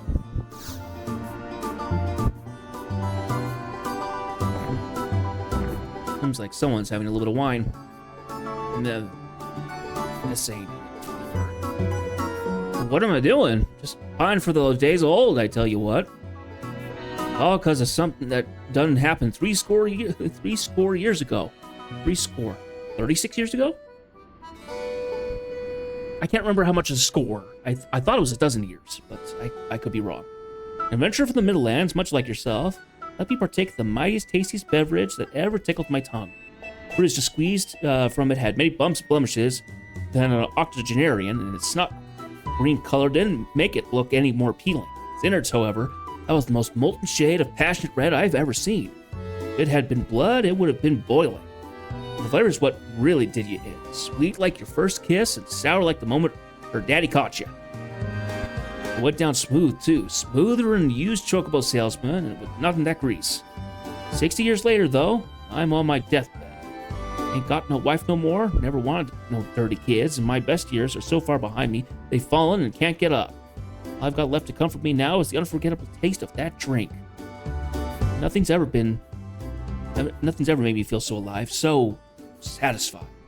If only I had the wherewithal to ask what the name of that fruit was. Wait a daggum minute. As an adventurer, you ain't just been around the Middlelands, but all different parts of Andale, right?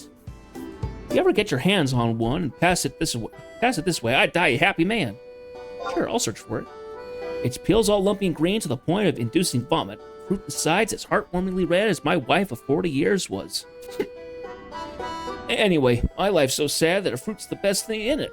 Please, bring me this one little bit of joy. Dang, dude. Okay, so we need to go talk to a couple people of the coalitions. So we need to run over to the Mummers, and then the Couriers. And then apparently somebody inside Ralla Waterways. No. We have to go until Theodore is introduced. Apparently. Mummers.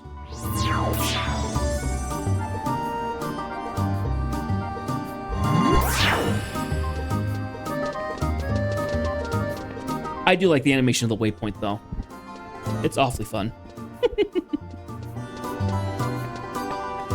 Okay, now we need to talk to Assad.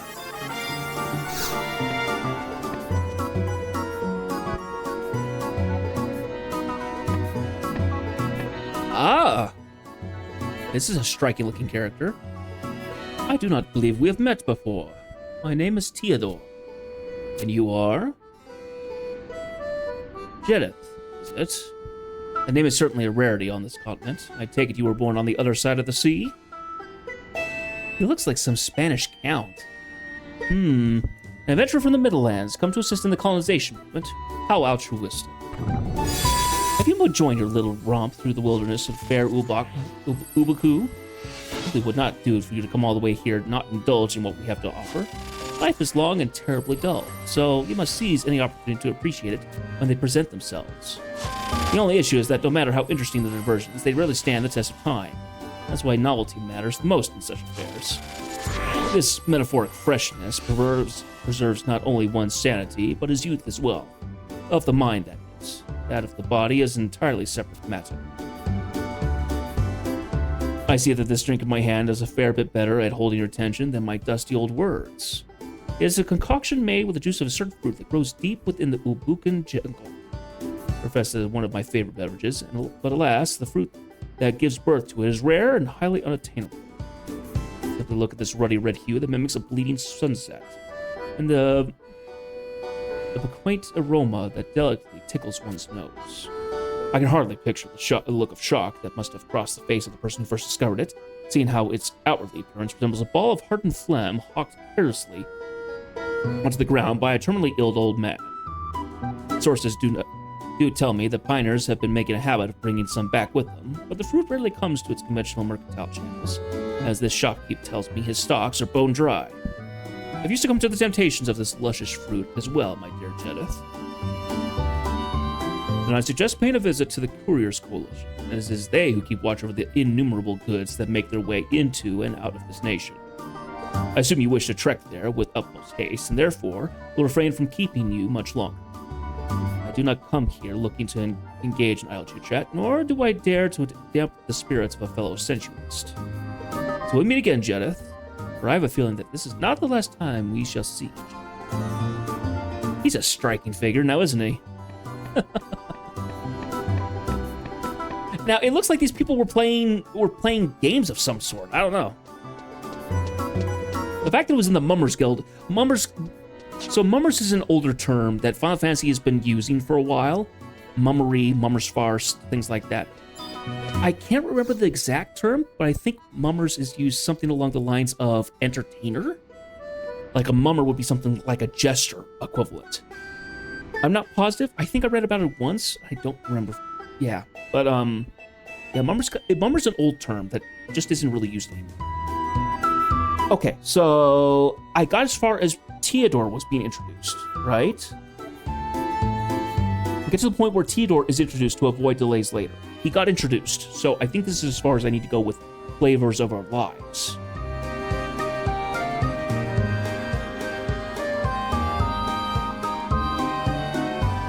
Okay.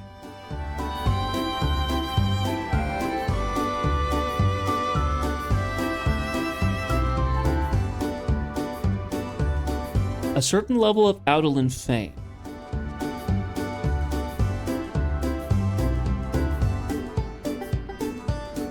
Okay, so I need to go see the fame NPC to see how far I've got.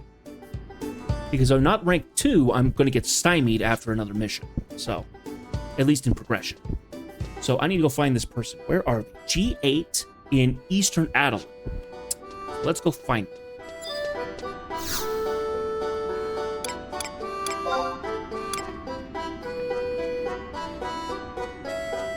G8? Yeah, so probably just right here. It's Iva Haluim.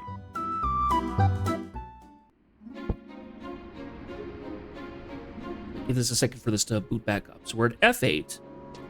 G8 is just across the way. Ah, there they are.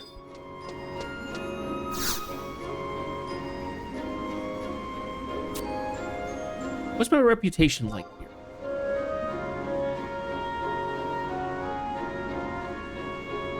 Your name sounds vaguely familiar, like some nonsense a deranged beggar would mutter to himself in the alleyways.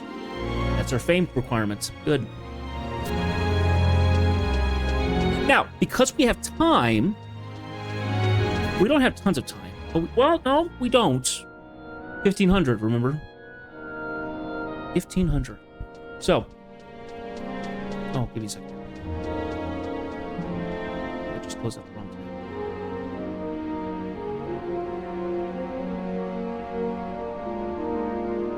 Yeah, so meeting of the minds. Between 1,500 and 2,200. Yep, we can go do it. So let's be off. We'll go ahead and make our way up to the direction we need to go. But I think we'll walk. That'll give us our time for it to turn to 1,500.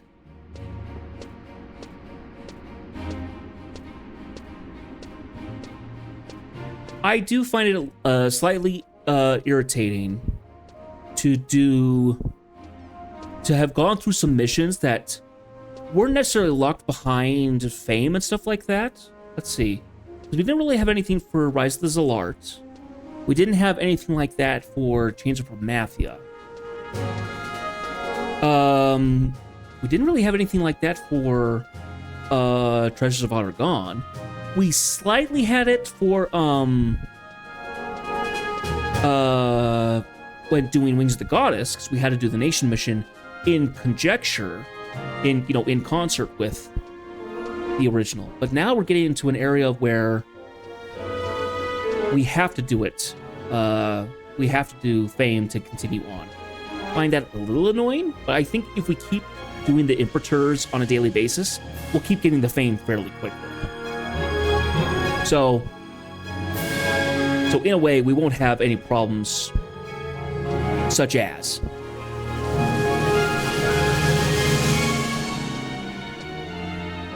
okay, and I think we can run the rest of the time. So yeah, that's something that I'm going to kind of keep on top of is doing the coalition assignments every day. Do a handful, because I can actually spend multiple Imperators, so I could do just one and have it take like 3 or something like that, and just crank away with the Imperators.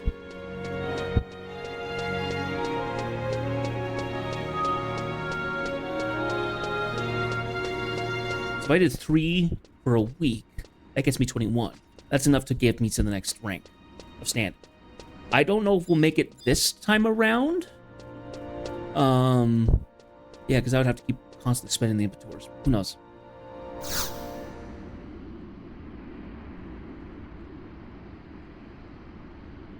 Anyway, we got our time, so let's go ahead and head on in. Thank you for proffering your dinner invitation. Jeth? Yes, you are indeed on the invite list. There should be a servant waiting inside the castle to escort you to the dinner. We hope to find the festivities to your liking.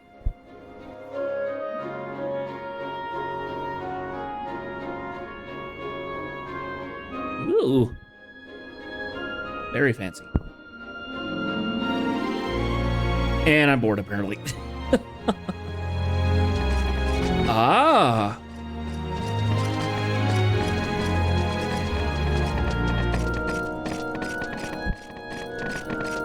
We've collected Haru 3 in just the past month. Considering how we hadn't found any chunks of vanadium ore for years, that's an annual increase of infinity %. I'd say the money spent recruiting all those pioneers has more than paid for itself. As ever, your nativity knows no bounds, Chero Machiro. Death awaits all who step beyond Joris yet. And I dare say you'd not soon light on a bier, not one made of bale. Nothing good could come of raping the land and violating the will of our ancestors. Gone so blindly wined in your old age that you can't see the Forstaro for the trees, Hildebert. I think it's time you gave up your Citaro to your son, Gramps. No amount of flimflam and hocus pocus flung by senile old Detractarus can hide the truth. Numbers never lie, my friends, and they're telling us to charge on ahead with a pioneering effort. We'll be drowning in Profitarus. I can't even begin to fathom the depths of your idiocy. You are willing to throw away common sense, tradition, and the continent itself just to line your pockets? Blatantly ignoring our founding king's dying request and indulging in vulgarities. You're sure to lose Altana's blessing should this plan bear its rotten fruit. The only thing that's rotten in this room is your outdated sense of morals, old man. Adeline has to stop being so insular. Don't you get it? We live in a pluralistic world and must look forward to the global Marketaru. Like those brave crusaders of Justice Westus who worked wonders in the Middle Lands and the Near East. Those... what are those names again? It's Raitaru on the tip of my tongue. Yes, adventurers. Adventarus. Thanks to the influx of adventurers, Adeline's been drastic increase in those barbaric nomads who care not for wit for our bonds with the land. I swear, if I look up dogmatism in an encyclopedia, your portraitaru should be right on the top, you old geezer. I have had it with your childish aspirations, not being called geezer by a money-grubbing midget like you. This is neither the time or place to be acting this out. Shame on both of you. Just think if the goddess were to witness two of her own children just besmirching each other. Oh, the tears she would shed. Ugh. Such a troublesome pair, you two.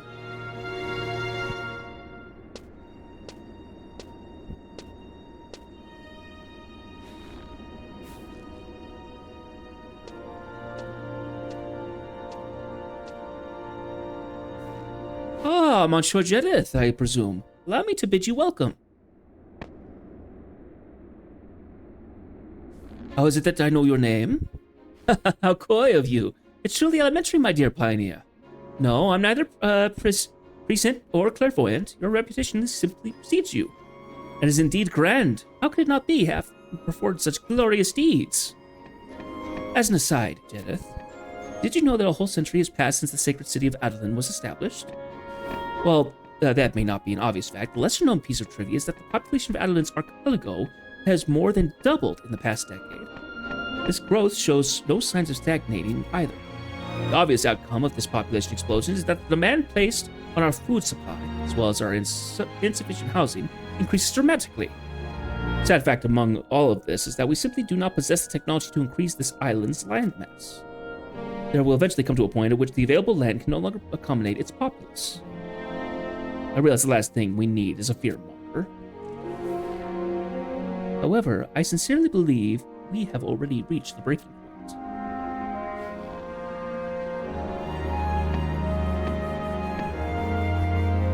That is exactly why the colonization effort is indispensable. To the west, a vast expanse of land stretches well past the horizon. But is gaining all that land worth breaking the ancient pact? Speak your grievances, my dear Gradzig. I am nothing if not fair, and there are two sides to every story. Let yours be heard. Don't you remember King Augustus' last words? Tread not upon the hinterland of Olbuka. That pact with the spirits has been honored by our people for longer than any of us have been alive. To blatantly ignore it would be nothing but to invite divine retribution. Isn't that right, Vorthamir? That may be true, Gradzig. But Grand Chancellor Yignaz is Andras' descendant, and it is he who patrons the colonization movement. My eyes deceive me, or has Mr. Adeline yet to grace us with his presence? Vorthamir seems to have a stutter. Grand Chancellor Ignis is about of illness, has a bout of illness, so I have been told. Oh my, this does not bode well, not in the least. He convinced us all to disregard the Founder's will. Now he's unable to even stand before us and defend his position. How can the mastermind behind this sacrilege worm his way out of his all culpability? To heck with this farce!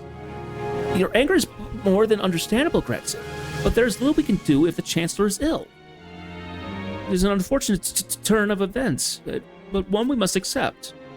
Turn of events, my tail! He's probably locked way up his ivory tower, sniffling into his pillow and quivering at the grave mistake he's made. That's quite the venomous statement, Gradzig. So it is, and I stand by every word of it. And you, Chero Machero, your hands are just as sullied. Clearly, this is a very interesting set of personalities here. Who the heck is this? Jedith? We have employed this rugged fighter as a pioneer.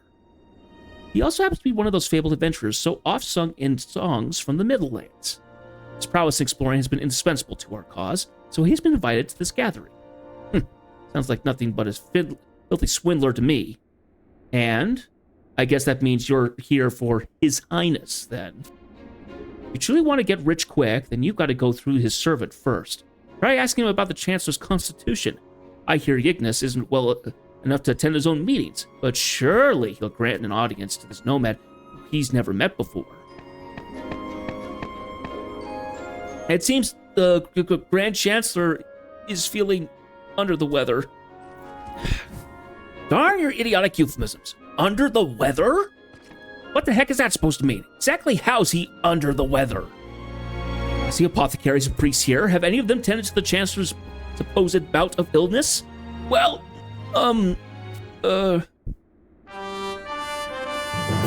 Arcelia V. Adeline, daughter of the former royal family and sister to Grand Chancellor Yignus, has entered the hall.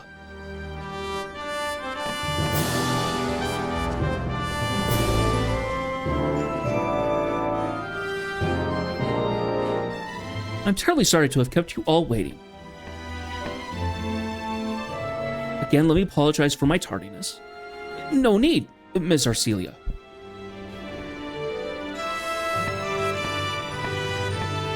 It seems your brother has worked himself over sick over the issue of colonization. He came down with a fever recently, so he has been confined to his bed until his symptoms subside. Still, this is an assembly of the utmost importance. Hasn't he heard about the... Yes, we are both aware of what has transpired. Therefore, I have told my esteemed brother that if the colonization effort should continue, it should be do so with all due caution. What? Why? Think of the richer witches, Arcelia. My, oh my. Seems the Lady Arcelia isn't too fond of letting people enter the jungles outside the city.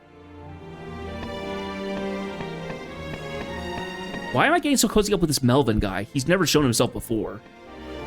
Yet she certainly enters them often enough. Or is that some astute distractor might argue? Anyway, the 12 orders of Adeline are created equal, but some more equal than others. I suppose this is bound to happen when the members of one have all the founders' king's blood coursing through their royal veins.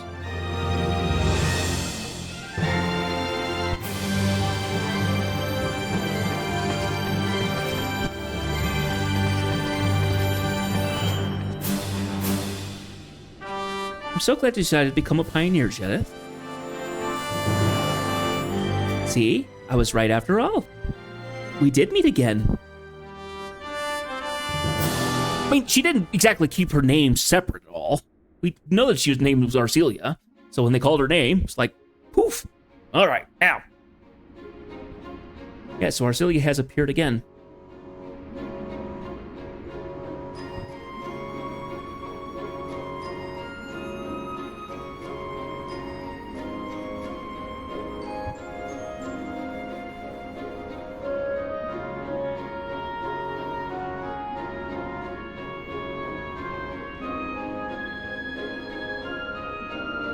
Okay, so after we did that...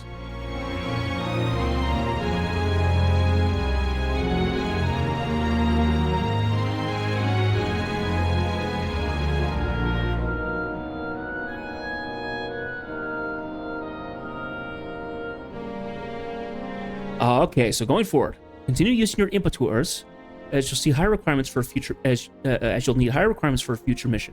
You can bank them if you can't get them to them by accepting the missions and then canceling them later, as you get a full refund. Also, if you're short on time, adventures can be done fully with the auction house, and careers can be done fully with waypoints.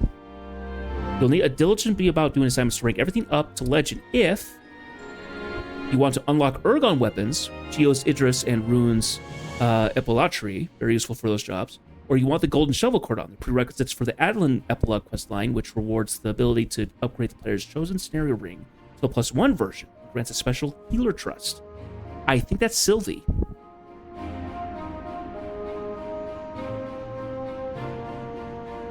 who is a geomancer and is really good. So I want to do a bunch of stuff with that anyway. So yeah, we're going to keep on top of those. I think all that did was basically say, hey, you need to make sure you get up to the next rank before you continue on with the mission. So it actually wasn't a mission itself. Okay, so now we need to go back to talk to LaVille, because we have gotten up to our second rank. We have gotten up to rank 2 of Adolin's fame. So let's head back to the Pioneers Coalition.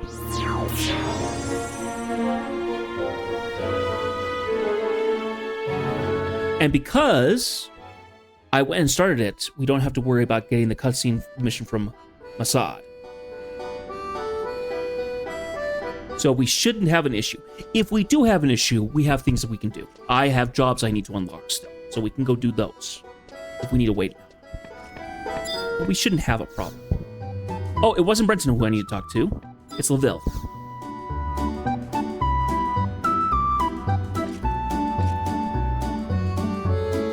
Maybe this is all in a day's work for you adventurers.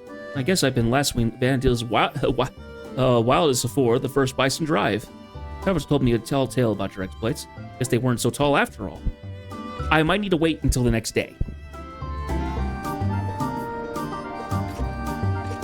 Okay, if you haven't started the quest Flavor of Our Lives and been introduced to Theodore yet, you'll need to do the following: talk to Urgent, go to the Mummers, talk to Masad.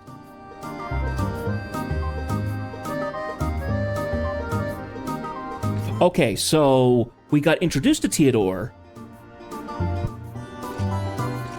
but now we probably need to wait until the next day again. Go to the Mummers Coalition, talk to Masad. You may need to talk to him twice after the date change, and use Zone to receive the cutscene. Okay, so we did get a cutscene that had Theodore, but is that the one that we need? That's debatable. Let's go ahead and just quickly zone.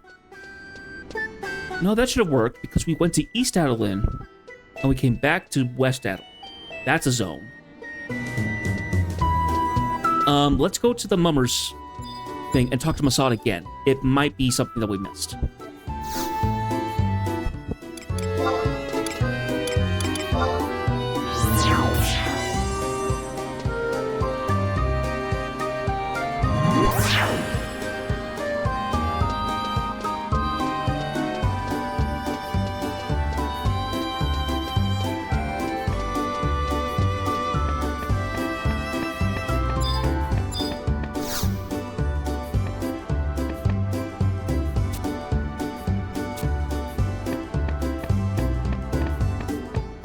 Okay, so I think we just need to wait until the next day. Easy enough to do. I do need to look up when and how I unlock Geomancer and Rune Fencer, because we can now do so. So I might do that now. And see if it's a fairly quick thing to do or not.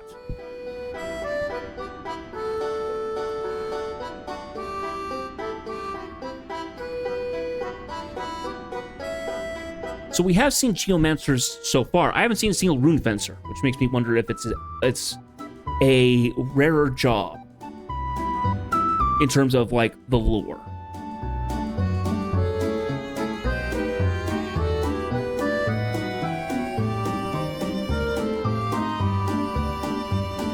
Okay, and then you have to go to one of the Ergon Locuses. Okay.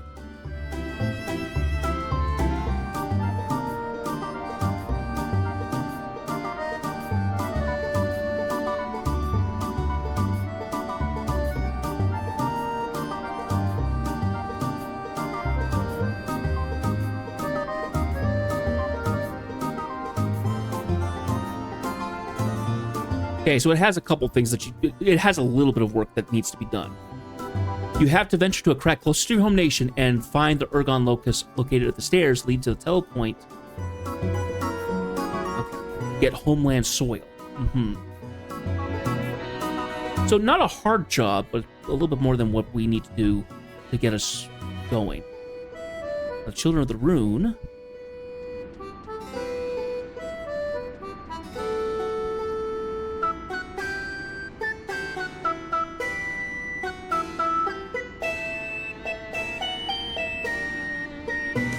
Okay, so apparently you just need to talk to Octavian here in...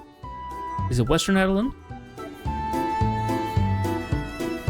Eastern Adeline. So he's actually really close. Oh, we passed him. I know where Octavian is. You have to go find that, and then you just have to attempt to use rune enhancement. And you have to just...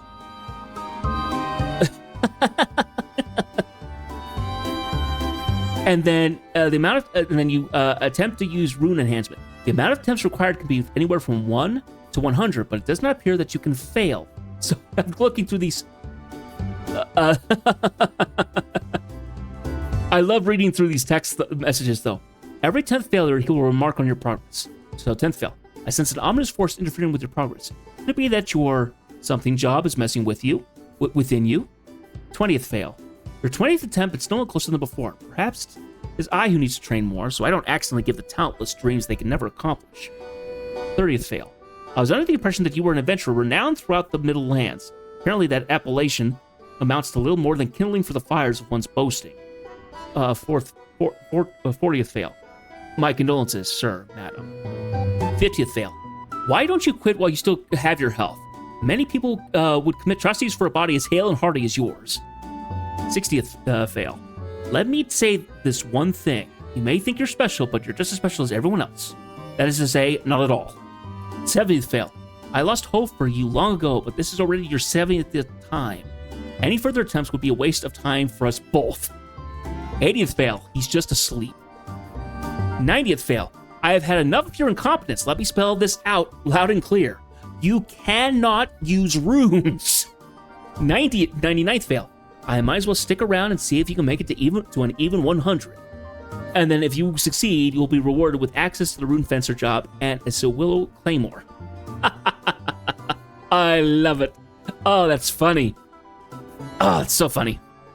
That actually is something that we could probably do today, is go do that, because that just sounds like fun. And it would be interesting to see how far up I get, and then use that number as a lucky number for rune fencer. I also have other jobs that I need to get to. Dancer is one that I really need to get, because Dancer's a fantastic sub for Samurai. And honestly, it's just a great sub job in general. But we're about to have the job. We're about to have the area change, the day change. So.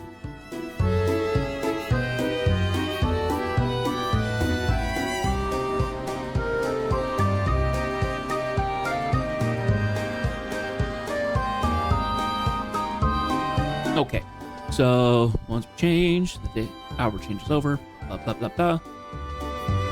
Ugh, this is boring. Just waiting on the timer, but just on the clock itself is annoying. Oh, well.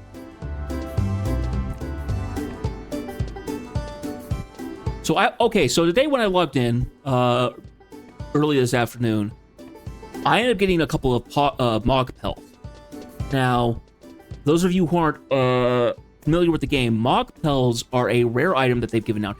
I think this is the second time I've received them since playing, so they do them like every 3 months or something like that. This time it sounded like there was an issue with maintenance or something, so they gave them out as kind of like a sorry item. But they occasionally give them out.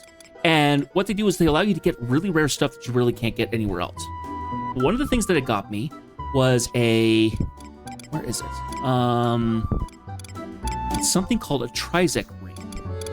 So you guys have all seen me use my eChat ring, which gives me a 2-hour recharge, unlimited uses, that gives me 150% experience bonus. The Trizec ring is the equivalent of it, but it's able to be used for capacity points. Here we are. Exact same thing. It does it for capacity points though. So capacity points is for job stuff. It's for job limits. So really good item to get. Another one I was able to get was another trust I haven't been able to get, and I don't think you can get otherwise, as far as I'm aware. And it is Farius Coffin. Farius Coffin is a Galkan healer trust that you want to have if you party up with people, because he can cast Raise 3. So incredibly important for playing with people and you have someone go down and you don't have a job to raise. Especially if you're not White Mage, because White Mage is the only job that allows access to raise 3. The reason raise 3 is so good is because you don't get left with re-raise sickness.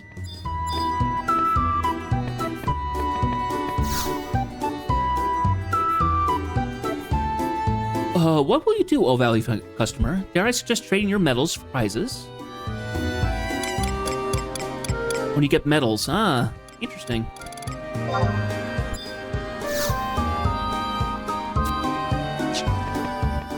Oh, I'm not supposed to talk to him. I'm supposed to talk to LaVille. Duh.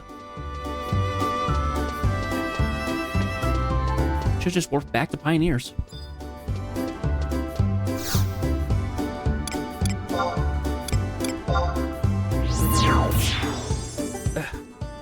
Something's messing around in my nose. It's making it itchy.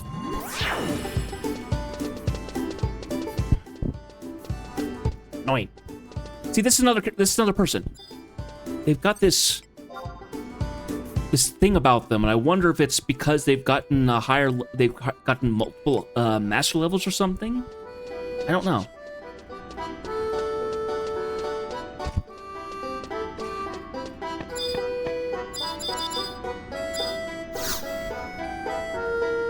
There's our cutscene.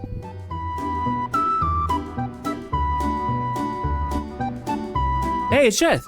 Listen, I got something juicy for you, though you may have heard it already. It's about the Leafkin. You might have seen street vendors selling pocket-sized Leafkin charms. Popularity is simply beyond compare. Superstition some people will cling to, but that's neither here nor there. I bring you some interesting gossip. I've heard that you've been a gathering spot of sorts. They have a gathering spot of sorts in Yorcia Weald. Have you ever been there? Yes, what a sight to behold. I have been to Yorcia Weald. You have? All the better. There are whispers among them about a Riku matriarch who rules over all of them. Are you familiar with the story? Does she have a crown? There are only rumors, Jed. How am I supposed to know? If she really does exist, though, she must have some wonderful stories to tell. You must be aware of recent abnormalities in the forest, being a pioneer and all. Those Leafkin buggers are deeply intertwined with nature, so they could assist in getting to the root of the problem. Haha, root, I kill me. The problem is that none of them speak the common tongue. None, that is, except for the queen. I mean, if monarchs are supposedly deities incarnate, I'd certainly expect them to have a leg up on their followers. You're gonna make me spell it out, aren't you? I want you to find and approach the queen, and then seek her advice. We need to learn more about what's wrong with the forest. The rivers are running dry, the flora is changing at its dizzying rate, and worse. Some have even reported hearing natural feral screams thundering across the land. Such an ill portent for our pioneering activities. None to date have succeeded in meeting her, though not for lack of trying. If she exists, she certainly wouldn't trust us. There must be some way we can open her heart, though the details escape me. If I mere question of words, then we would just send a city envoy to parley with her. No, it's got to be something more material. To meet with the queen, you'll have to earn the trust of her tribe. I wish I could offer you more clues, but those are all the hints I can give you. So what do you say? Feeling up to the challenge? Yeah, what an adventure. Leave scare me. Outstanding. Adeline is counting on you, Jedith. We need information more than anything else. No use going in blind. You might be able to find out something at the Mummers Coalition. What with all the pioneers coming and going. Not like I can say more for sure. Not like I can say for sure. Hmm? Oh, pay my ramblings no need. Godspeed, Jedith. All right, so. Let's go talk to Masad.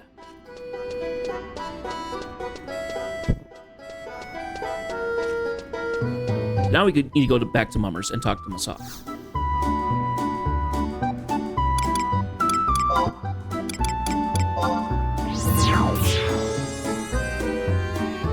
Budai! Hey, good man, how are you? I did have a question for you if you were willing to answer a couple of questions for me.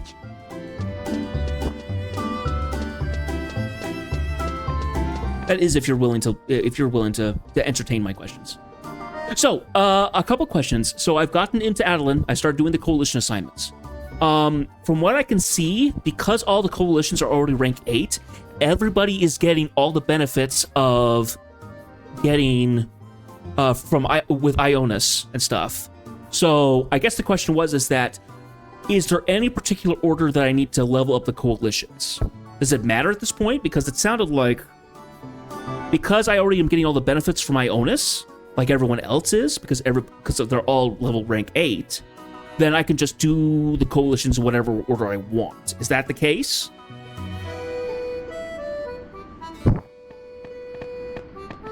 Because that's what I kind of determined. I can do them in whatever order as long as I work on getting my personal standing up to legend on all of them.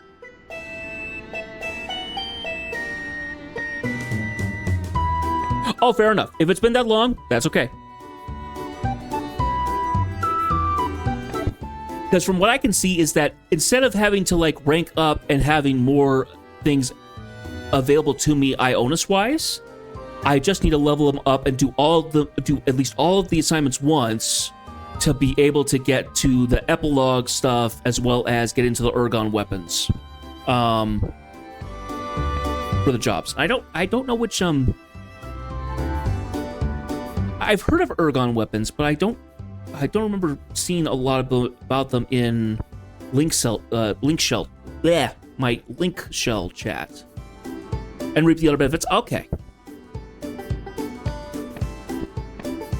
Because, let's see. Because I know there's Divergence weapons. Ergon weapons are the first kind of relics that you can get for Rune Fencer and Geomancer. I don't think there's any of the Ergon weapons for Samurai. At least in the community guide I've been using. I could be wrong about that. Let me go to my endgame. I want to look at my community guide for a second. In terms of weapons.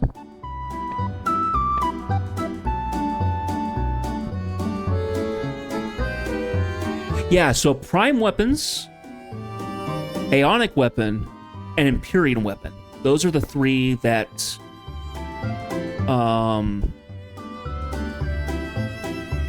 the ones that are kind of pushed for the ultimate weapons for Samurai.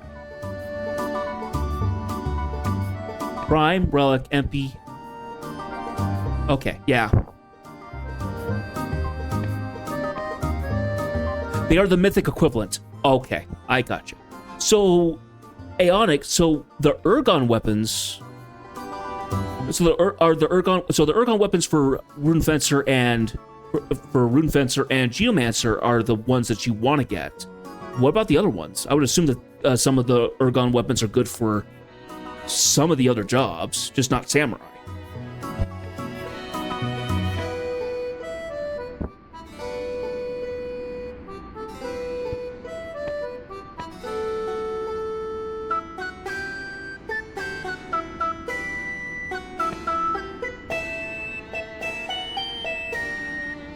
Okay, Ergon weapons are a must. Okay, it just doesn't specify them here in the community guide.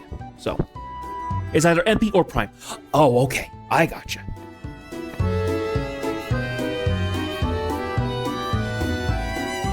Yeah, they talk about doing the Aeonic weapon because it allows you to perform the ultimate skill chain, which I haven't looked into more. But it grants the merit point weapon skill Shoha with no without any merit point stuff. So. If I have to get an Ergon weapon too, so be it. Aeonic is a starter for Sam. Okay.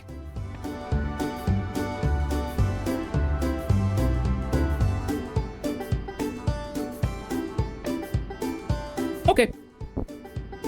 Like I said, it's only a guide. I don't know how up to date it is, or how accurate it goes. It just kind of gives me an idea of like, here's what you need to go for. So.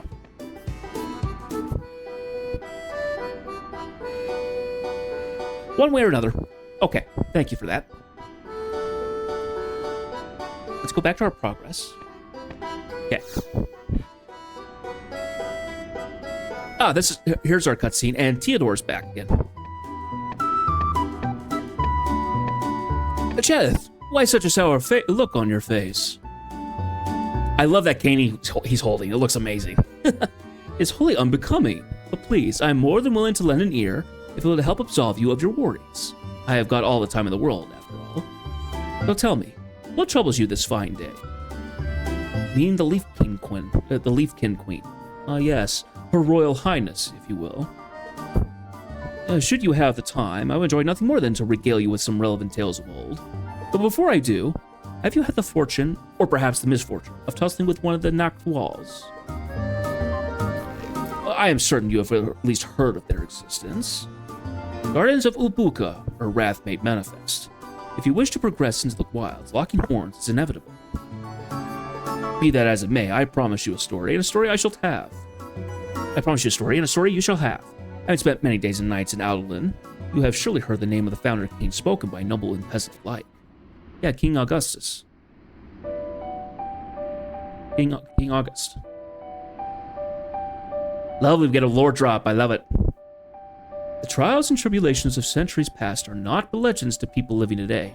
This story involves one of these legends.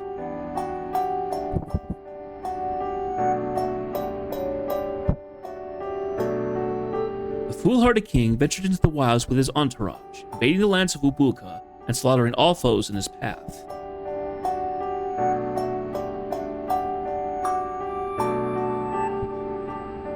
Though his blade sliced through flesh of many like strands of silk, a few particularly lurid beasts, those who now serve as keepers of the wilds, were not to be tamed so easily. When they were at last bested, they swore fealty to the founder king.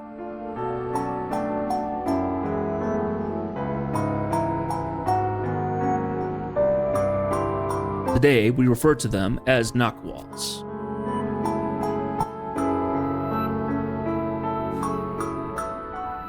He subjugated one race after another, eventually breaching the sanctity of the forest's most inner recesses. Yet something caused him to abandon his goal of colonization.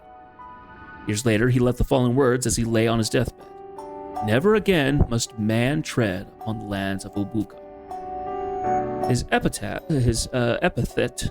has been known throughout Adoulin's history as the Ancient Pact. The Nakwals are bound by this very pact, but they are not the only ones. You see where I am heading? So you mean the Leafkin? Precisely. You see, Jedith, the Leafkin do not look kindly on mankind's encroachment upon Ulbuka, as it violates the words and spirit of the sacred deal that they made with the founder king. Its power is absolute. The only one who could nullify the pact would be the founder king himself, or one of his bloodline. It is not comparatively long before that man respected this code to the same degree as the denizens of the forest, when the Order of Adoulin was a royal force superseding all, that is. His dying wishes were also engraved upon the sword that he once carried at his side. Throughout the centuries, each king of Adoulin has held the sword high in front of his subjects, swearing to behold his ancestors' grand promise. Their eyes widen in surprise. I assure you, every last syllable is steeped in truth. Throughout all of Adoulin's history, her citizens only set foot in Ulbuka on 2 occasions.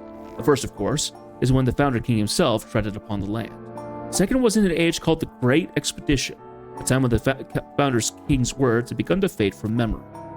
The remnants of the encampments set up during that time still exist to this day on the shoreline of the Eastern Sea. Forgive me, my story has veered off in an unexpected direction. As I was explaining, throughout time, Adoulin's rulers have always respected the pact. Whenever a new king ascended, he would take hold of the sword and swear a solemn oath to uphold that which had been passed down throughout the ages. Yet winds of change started to sweep the city, and the Order of Adoulin was reorganized into one of the 12 noble houses.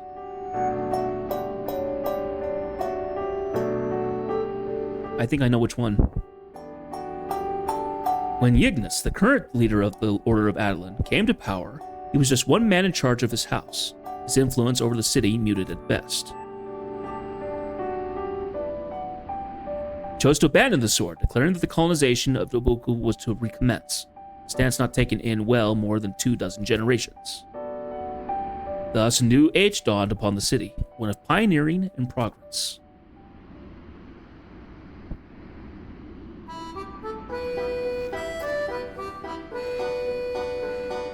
The Count looks like a vampire. He does. He's so deathly pale. So if he forsook the blade of his forefathers, into whose hands did it fall? Think hard, dear Jedith. The one who possessed it is the one closest to Yignis himself, one present at his coronation. In fact, you have laid eyes upon the blade on more than one occasion. It must be Arcelia. Precisely. The sword that our princess now wields is the only thing that represents the will of the Founder King himself. I profess that I have a tendency to ramble, but I assume this tale served to scatter the clouds of doubt that we're surely muddling your thoughts. Think of it as a tidbit of wisdom from someone with idle hands and tongue. At my age, dreams are a thing of the past, as they have been for decades upon decades. Sometimes I catch myself thinking about the Founder King. All he wanted was to catch dreams in his hands, and so he reached out into the depths of the forest, attempting to seize what no man had ever touched. At least, so go the stories that they tell. You adventurers cling to your desires as much the same way. No, forget what I just told you and leave me to my wanderings.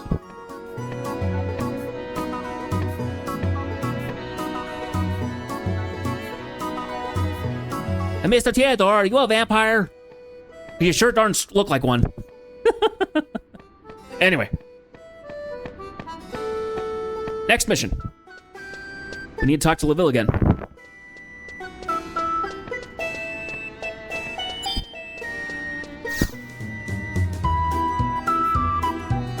The music is so jaunty and sweet in Western Adeline. You go to Eastern Adeline, it becomes royal and deep and resoundingly royal.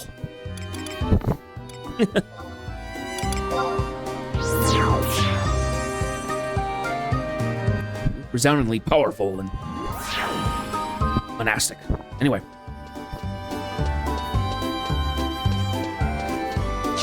LaVille.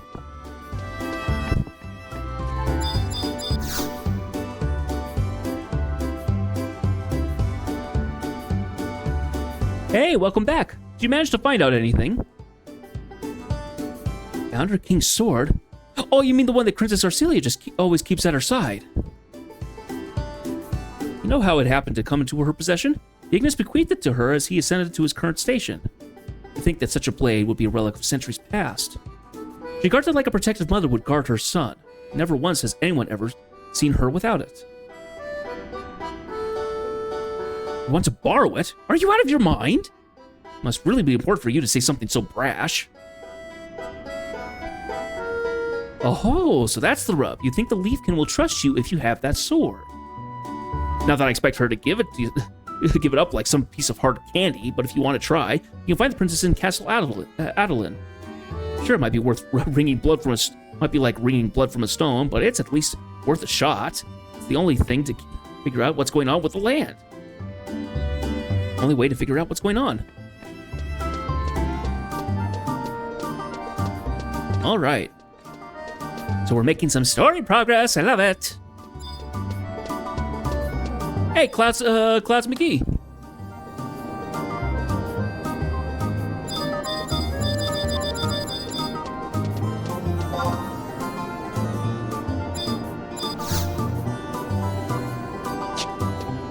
Keep remembering, don't go to a waypoint. Don't go to a home point. Go to a waypoint.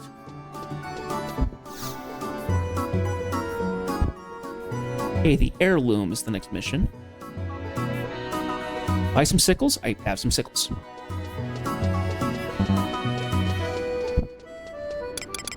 Eastern Adeline's Castle Gate.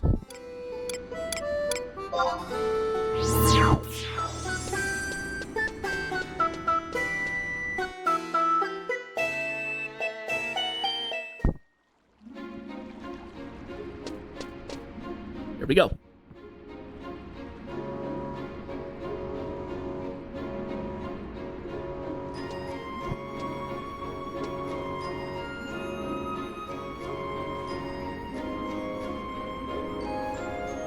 Oh, heavens, this isn't good.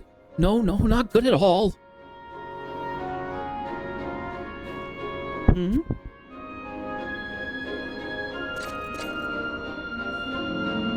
You there. I've seen you before. Where was it? At the place? The place with the thing? No matter. What was your name again? Jeneth? That's right, Jeneth. You're one of those pioneers everyone's been raving about.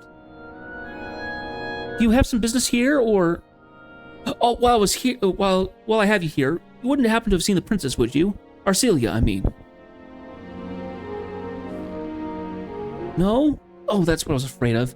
She must have put on her traveling clothes and headed off into the forest. She had been muttering something about strange goings on add an Ergen locus in the Kurdas caverns. I mean, oh dear, you're not supposed to know that. I didn't tell you anything, and no one can prove that I did. Sweet mercy, this is not a good day for me at all. Well, goodness gracious me.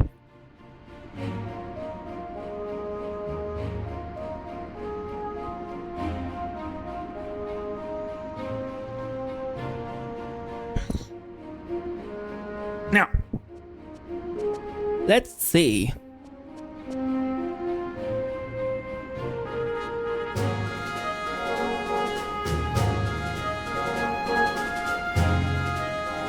So, Circus Caverns is a place where we can't get anything specifically done.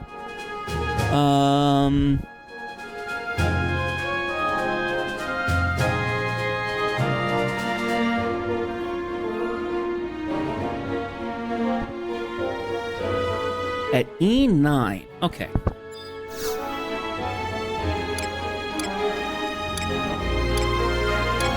Yeah, so the caverns is a location like one of the gates.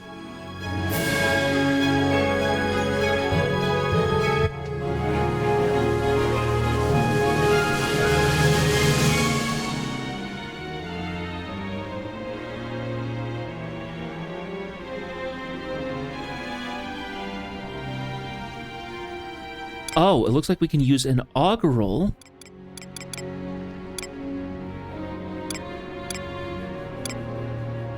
Use runes. Oh, that's what that is. We can go to an edit map device, which will take us to use.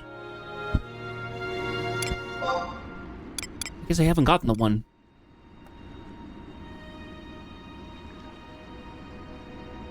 Quick, if you have been to Eorzea. I have been to Eorzea. Eorzea Weald. Ah. Poof, off we go.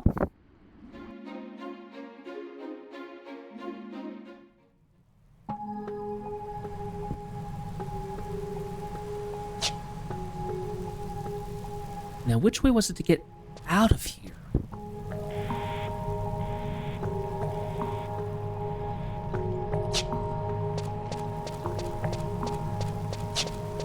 This way.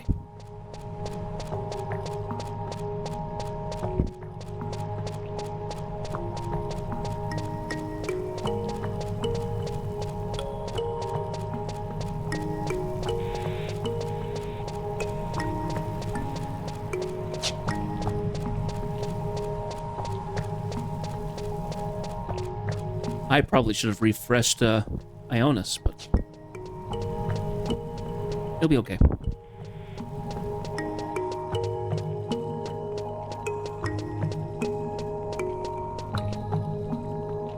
Hello, Seth. Please come on in.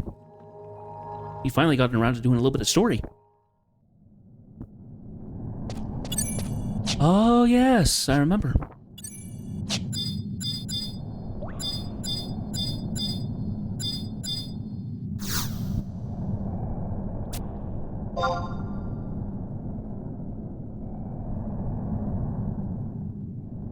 Pick up my little raft.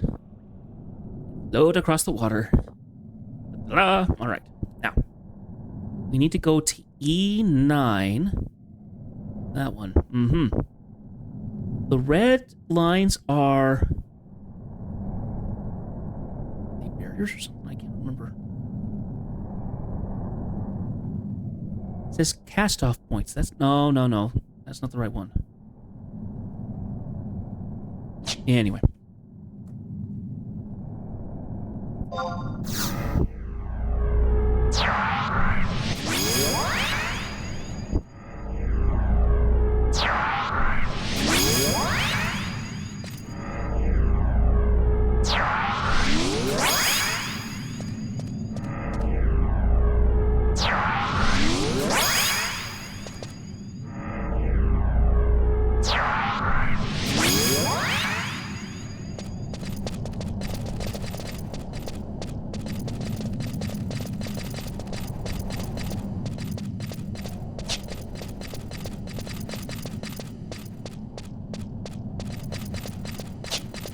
Okay, so we're gonna go past the...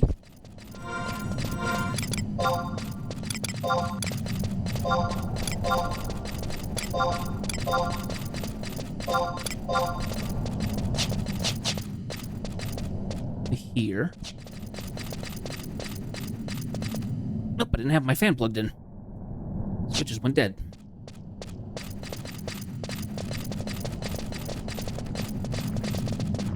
Over here.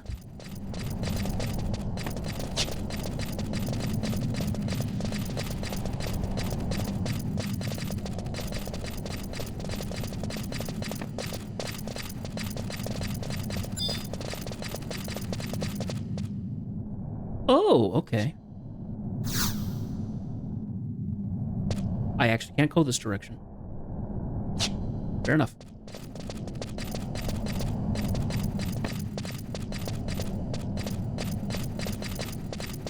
Okay, so the red line is probably just a straight wall that you can't hit.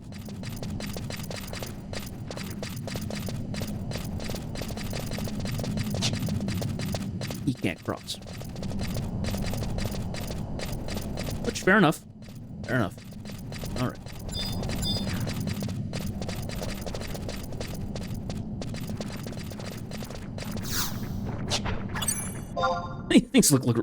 These things are awfully cute looking, honestly.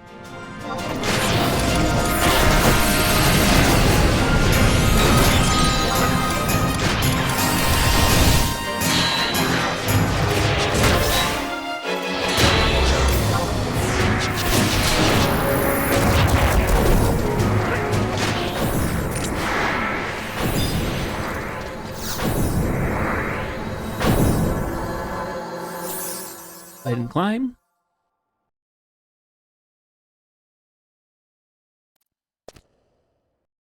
Okay.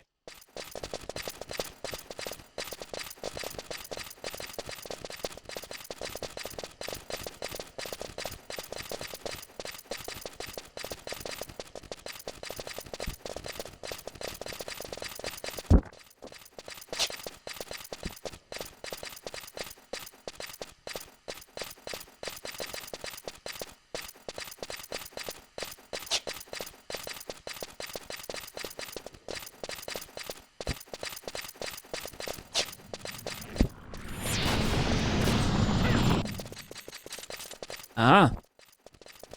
Well done.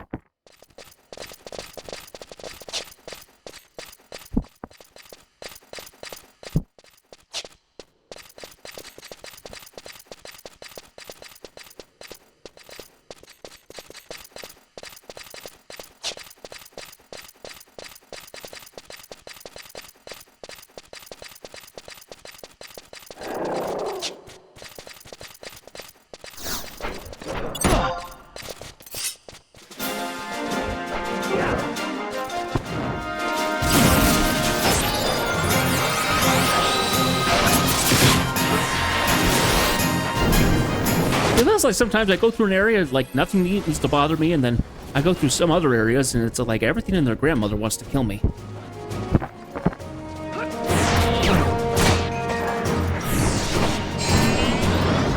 At least I'm not low level.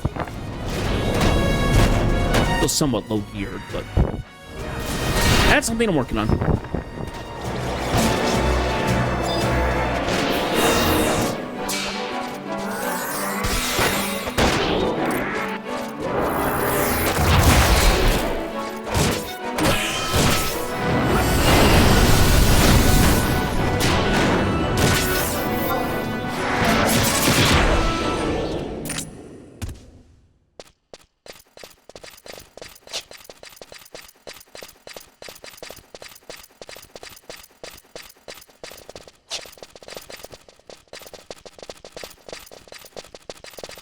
I think Halofas is going the same place I am.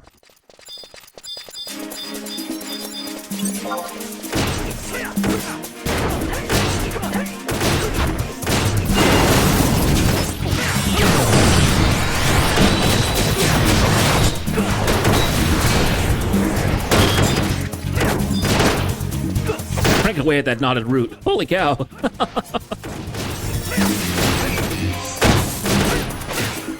That's what you get when you're playing a thief. I think that's what he's playing. Dual wielding daggers, yeah.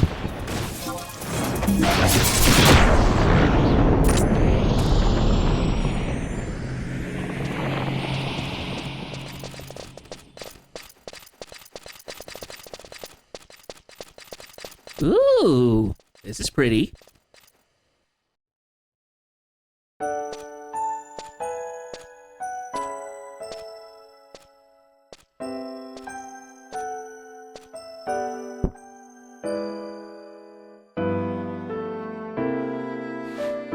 Who's there?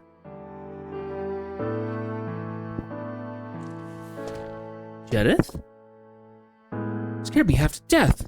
Are all adventures silent like ghosts, or are you the only one with such a predilection?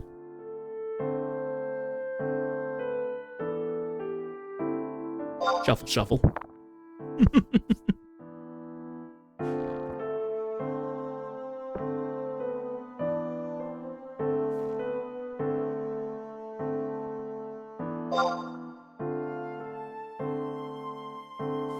What's wrong? Is there something in my teeth?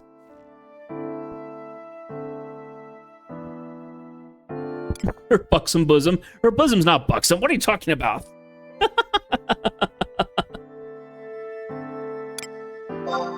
Her sheathed hips. Yep.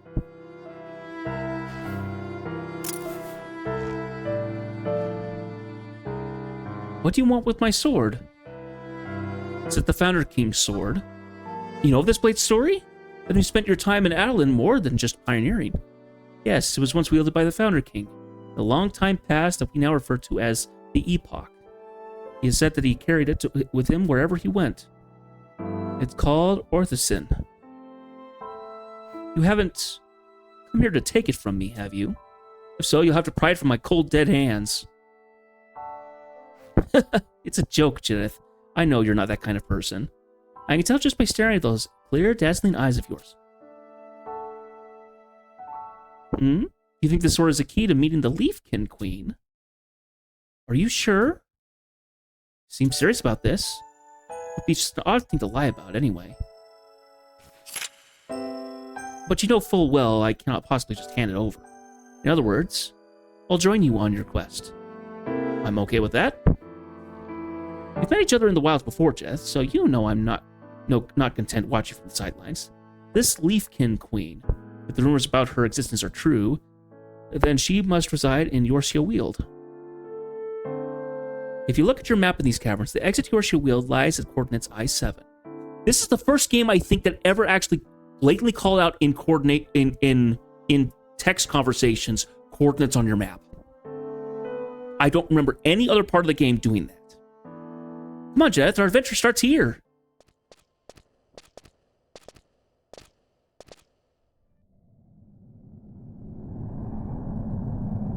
Okay. So now we head back.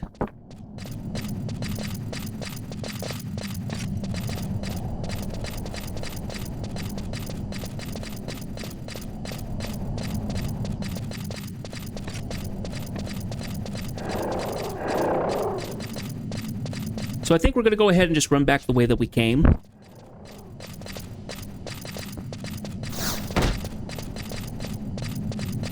We'll see how far along we get with tonight. Got another 30 so minutes. No stream left, so.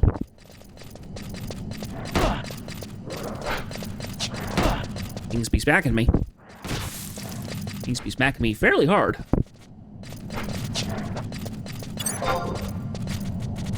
Oh, got a lot of lizards on me.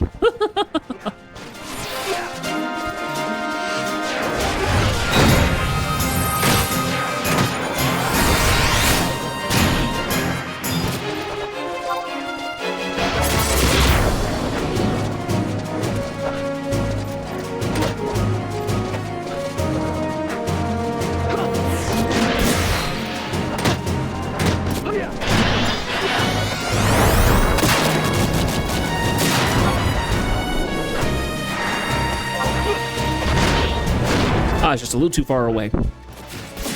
That's annoying.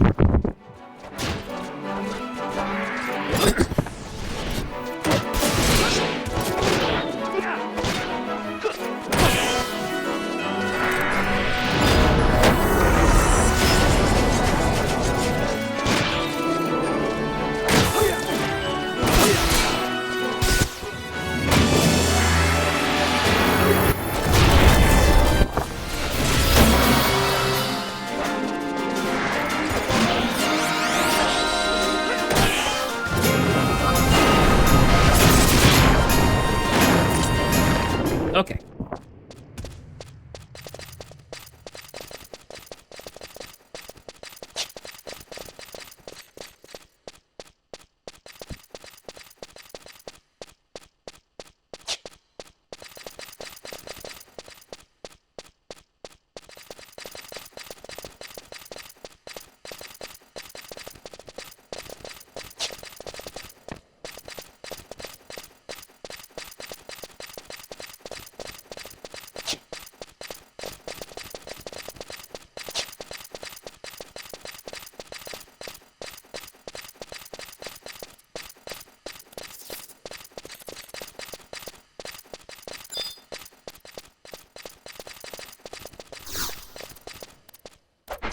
Now you have an interest in fighting me. My goodness.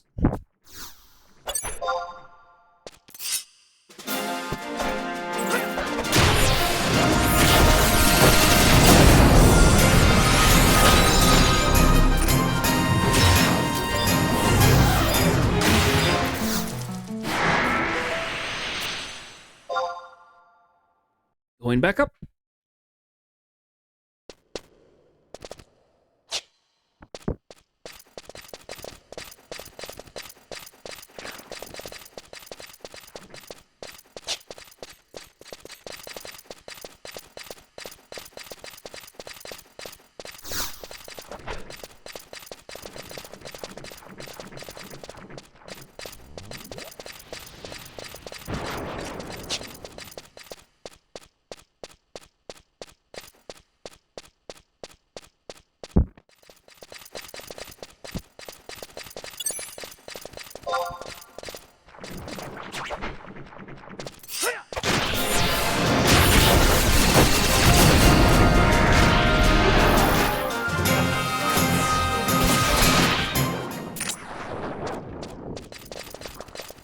Okay.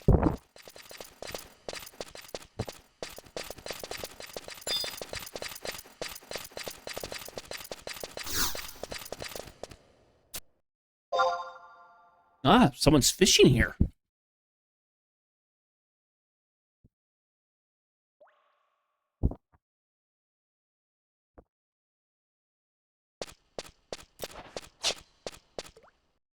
Okay. Getting our cutscene here.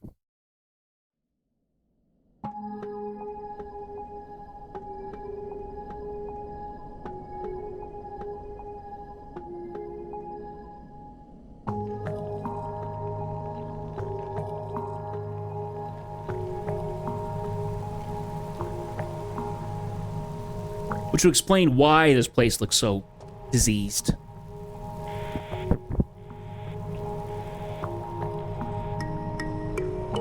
Even I've never been out this far before.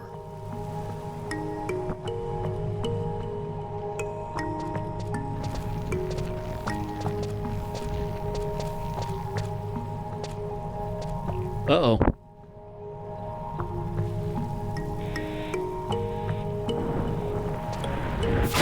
Woo! Look out! Of course, that was kind of obvious, jeez.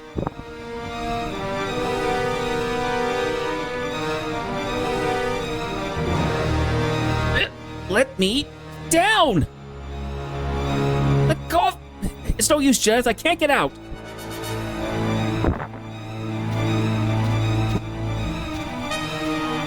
Ah, Leafkins. Tumbling like bowling balls.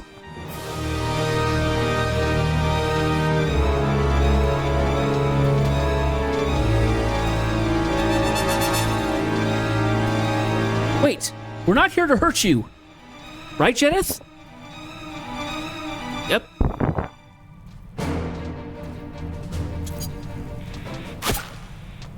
Whoops. That one got knocked out.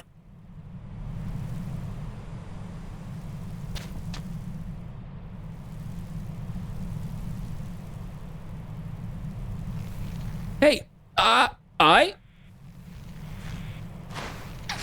Ouch! Oh. I think I sprained my ankle.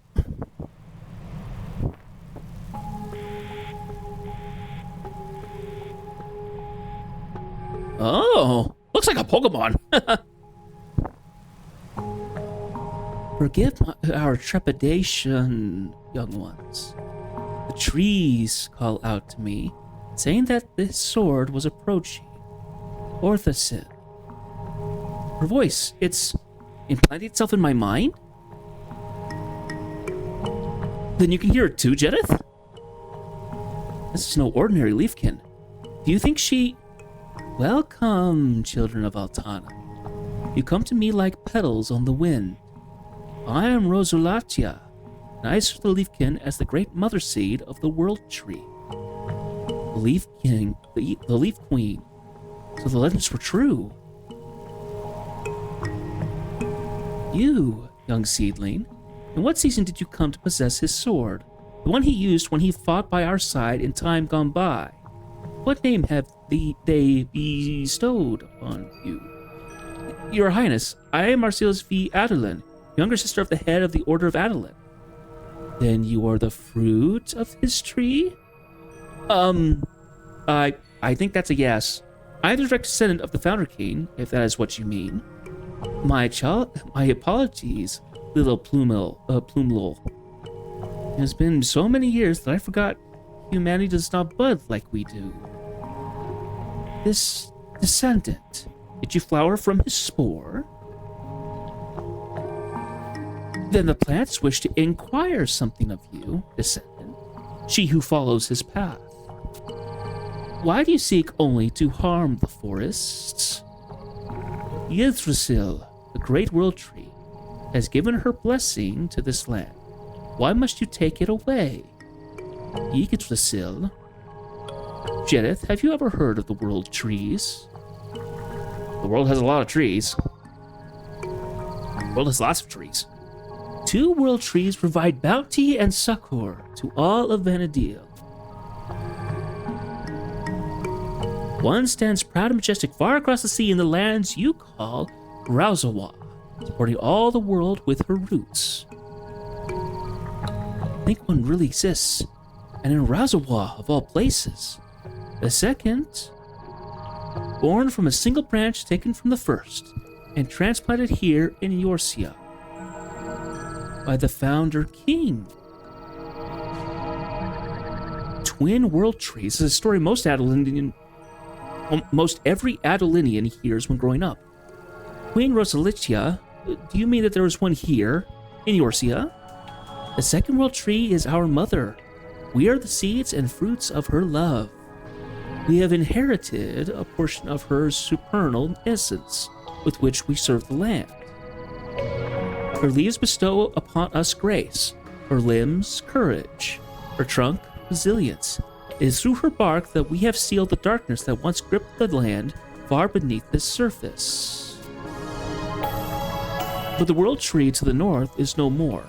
Her child, our mother, clings to life, but has been stricken with a vile taint for many years. She's fallen ill? Not just any illness, dear bud. It is a corruption as black as demons. As twilight fades and dusk approaches, our kind, which requires resplendent sunlight and pure water, find ourselves succumbing to the poison within the land. And as we suffer, so too does Mother. Yet humanity, you continue to pillage the forest and ravage her children, and your evils have only worsened with time. I don't... So I ask you, descendant, do not harm us any longer. Leave this place and never set foot upon this soil again. Ask about the recent changes. Seedling, your roots are not of this land. An adventurer from the Middle Lands. My words alone are but a whisper, yet to appreciate their gravity you need a roar. Tega Eorzea Tear is the only pure spring left deep within this land. If, my sprouts, you are the true bearers of Orthacene, and within you lies his spirit, then Mother may deem you fit to receive salvation. Be aware, though, as you may suffer nothing but disappointment, just as we have suffered at your hands. I shall give you a hint on where to find this Yorsiatir.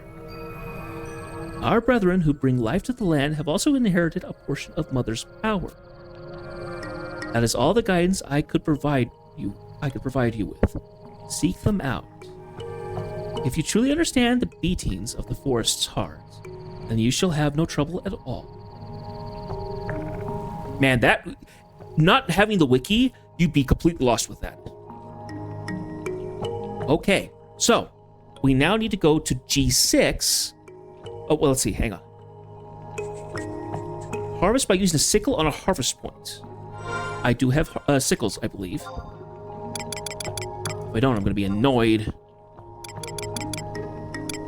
Sickles! There we go. Okay, so let's walk out. So option 1 is click on the Ergon Locust at the southern part of I-8 in your shield wheel. Must enter from the west, but there is occasionally a wall that blocks the path. Path opens at 2100. Okay. I-8. Oh, that one. I-8. It's that center point. Right there. 21 to 3. Oh, okay, that's what those numbers are. It's times. 0 to 6 hour, 21 to 3, 9 to 15. I gotcha. Interesting. I wonder what those numbers were the last time we came through. The last time I came through here. Now I know what they are. They're times when the walls go down. Cool. All right. So apparently the first one's much easier to do. I had sickles just in case. Let's go ahead and do that.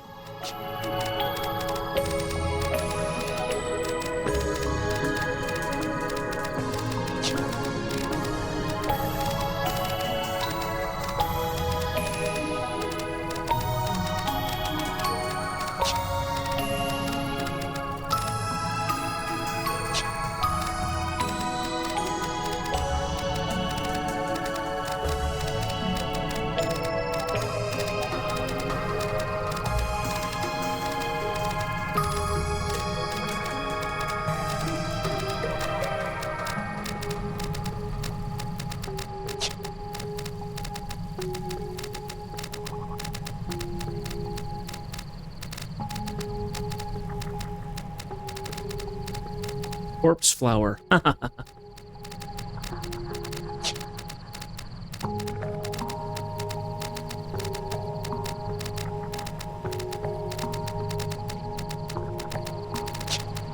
smile at that because a corpse flower is a real thing.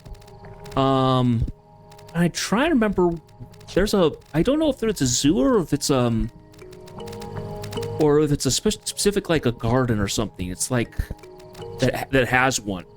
But the corpse flower is well known because instead of bringing insects to it to pollinate it that normally come to using sweet things like pollen, it actually feeds it actually stores all of its energy into making the smell of death.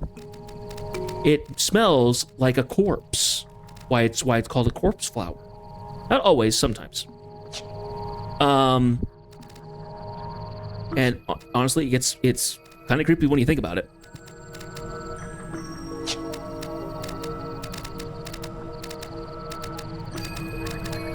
But so it brings all the creatures that normally would feed on corpses.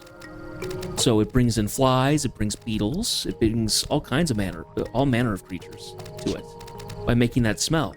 And by them rubbing up against it, it germinates and pollinates that way. Need to go to the left? Where do we go here? Oh, here.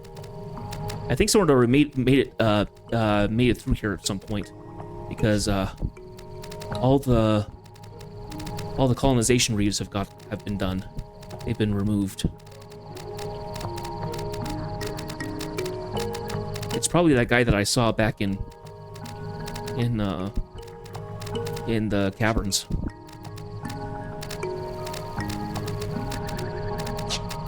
We should be able to just run straight through right here. And there we are. We're in. Ah! Numbing blossoms everywhere. How annoying. Okay. Ergon Locus, question mark.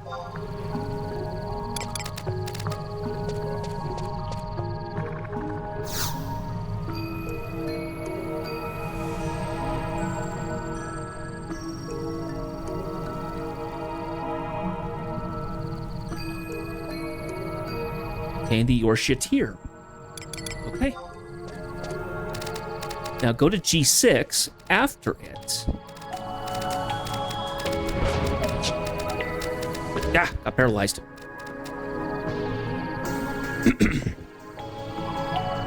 G6, so that PC location. And click on the Pellucid Affluvision. Affluvision.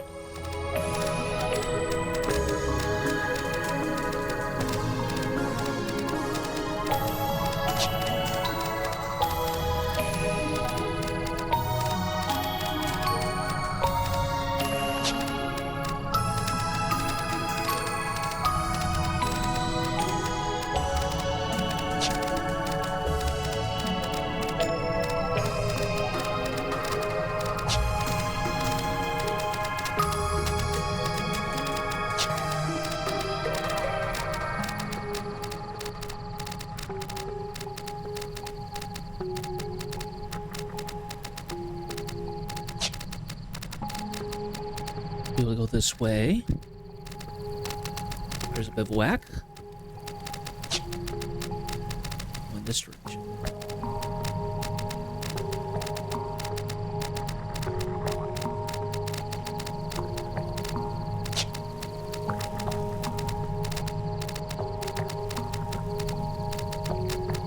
And I think I needed to take, yeah, I needed to take the left here.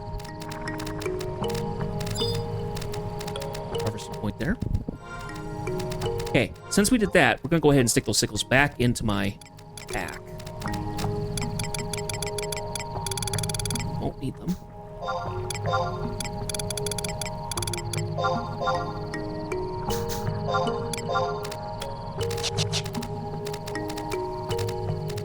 Irksome leaf can. We go all the way over here and find the spring.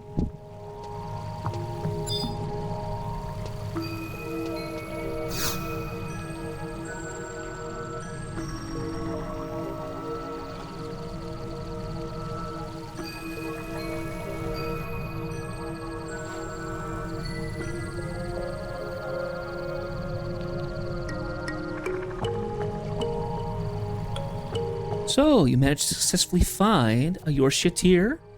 Children of man, Mother has recognized you, and so too shall I. Place what you have found into the spring, and open your hearts and minds.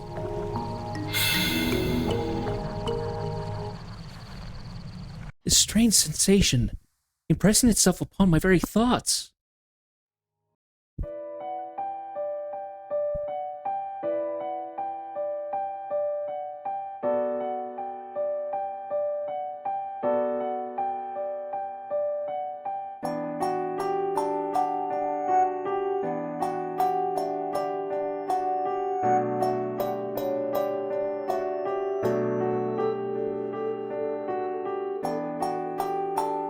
Can you see it, Jedith?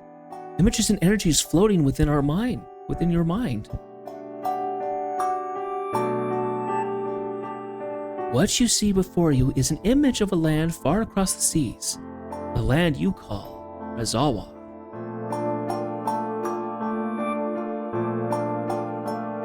And what it looked like many, many years ago. This was Razawa? Now, Razawa I have not heard of before, so I don't know what this is talking about specifically. There's chocobos, which... and also what the Founder King took with him. piece of the world tree. The twin world trees. Never before have I laid eyes on anything so grand and beautiful. When I was thinking world tree, I thought Heaven's Tower would have been it. This serenity was not to last. Tragedy soon came to Rezoa.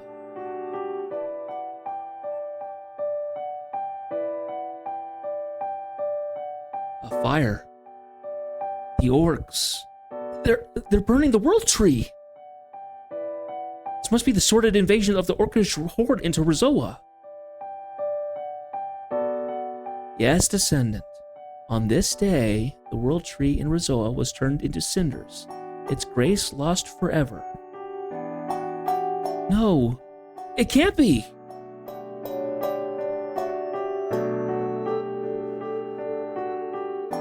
Yet the travesty continued.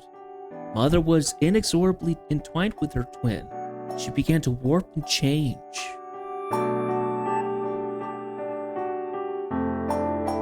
Unable to maintain the form and shape she once had.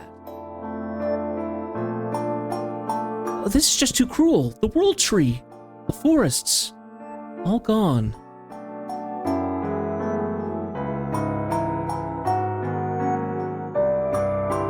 When the world tree in Rezoa was incinerated, Mother began to weaken. She took all the energy she had left to protect the land and stored it in her roots, which she sent out grasping throughout Ubuka. It is as you would expect. Her very roots support the weight of the world. The roots that dot all of Vana'diel, they belong to her?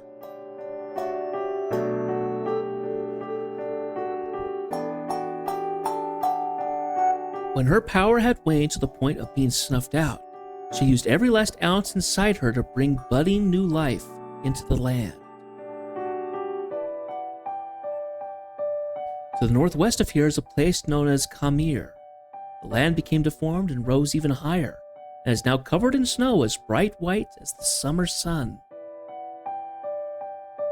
Mother's suffering changed even the weather of Ubuka itself.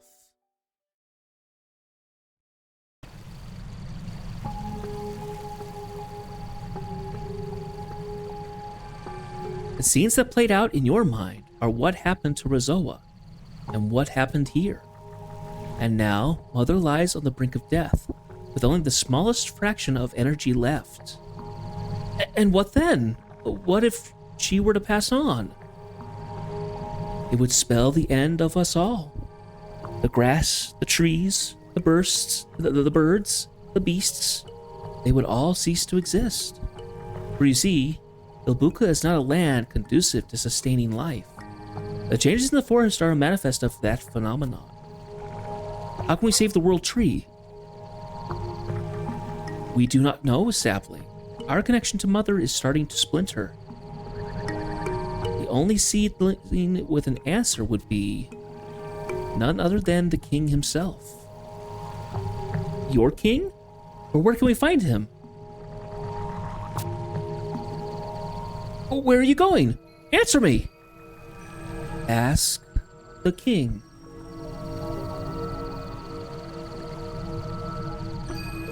What's that? What did she drop? A seed pod?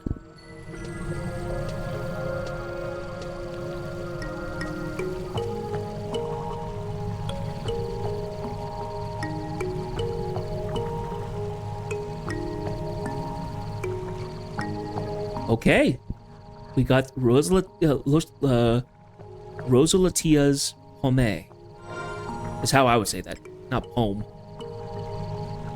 Hey, curious. This has gotten intriguing again. I'm getting sucked in. Unfortunately, we're gonna have to hold it there for today. That exactly ended exactly where we need to. And we actually have to wait until the next game day. Which I actually think just happened. One way or another. Let's go ahead and warp back. I'm actually gonna show up in Sandoria. We can actually go ahead and, that actually is a really good stopping point, so I think we'll end there. So, anyway, Blue Mage, you've stayed sitting here for the longest time. Look like you changed your job, though. That's another one of my Blink Shell mates, so.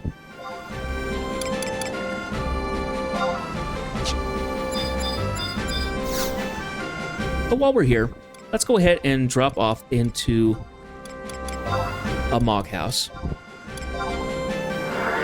And we'll end stream here tonight, so. Thank you, everybody, for being here. I really do appreciate it. Badai, you're always welcome. Seth, you know you're welcome, of course. Anybody else who watches the stream, believe me, you are able to come in and talk and chat or lurk however you wish. But I do hope that people will come and enjoy the content. I do see that people watch the stuff, the VODs, before they vanish off of Twitch, the VODs while they stay. So, by all means, enjoy that stuff. Leave comments if you wish. I probably won't see the comments or anything on Twitch itself, but I will see them on the YouTube channel. So go to the About page of my channel, and you can see the YouTube short there. You see the YouTube link there. Go there, and it has all the VOD stuff so far. I'm slowly but surely working on getting that stuff into playlists, so you guys can watch that stuff by date release, more or less. So it's easier to find rather than just going through the raw. Through the entire VOD catalog. So, I am making that easier for you guys. Anyway, so we're gonna have a weekend here. Next week, we will play Monday, Tuesday, Wednesday. We will break for Thursday. I might not play Wednesday either. It kind of depends on family plans. I will let you guys know. Just if I'm not live those Wednesday nights, I'm off with family. So, Friday I'm not sure about, because family will still be in town. So Friday, we might not have anything either. But Monday and Tuesday, we will be playing. So, I hope to see you guys then. So, I hope you have a good weekend. I hope you've gotten your Christmas shopping done. If you haven't, things have been ordered. They're on their way. And you're just kind of waiting on the crunch. If you're leaving town or something, I hope you travel safely. I know that weather can be crazy around the holidays.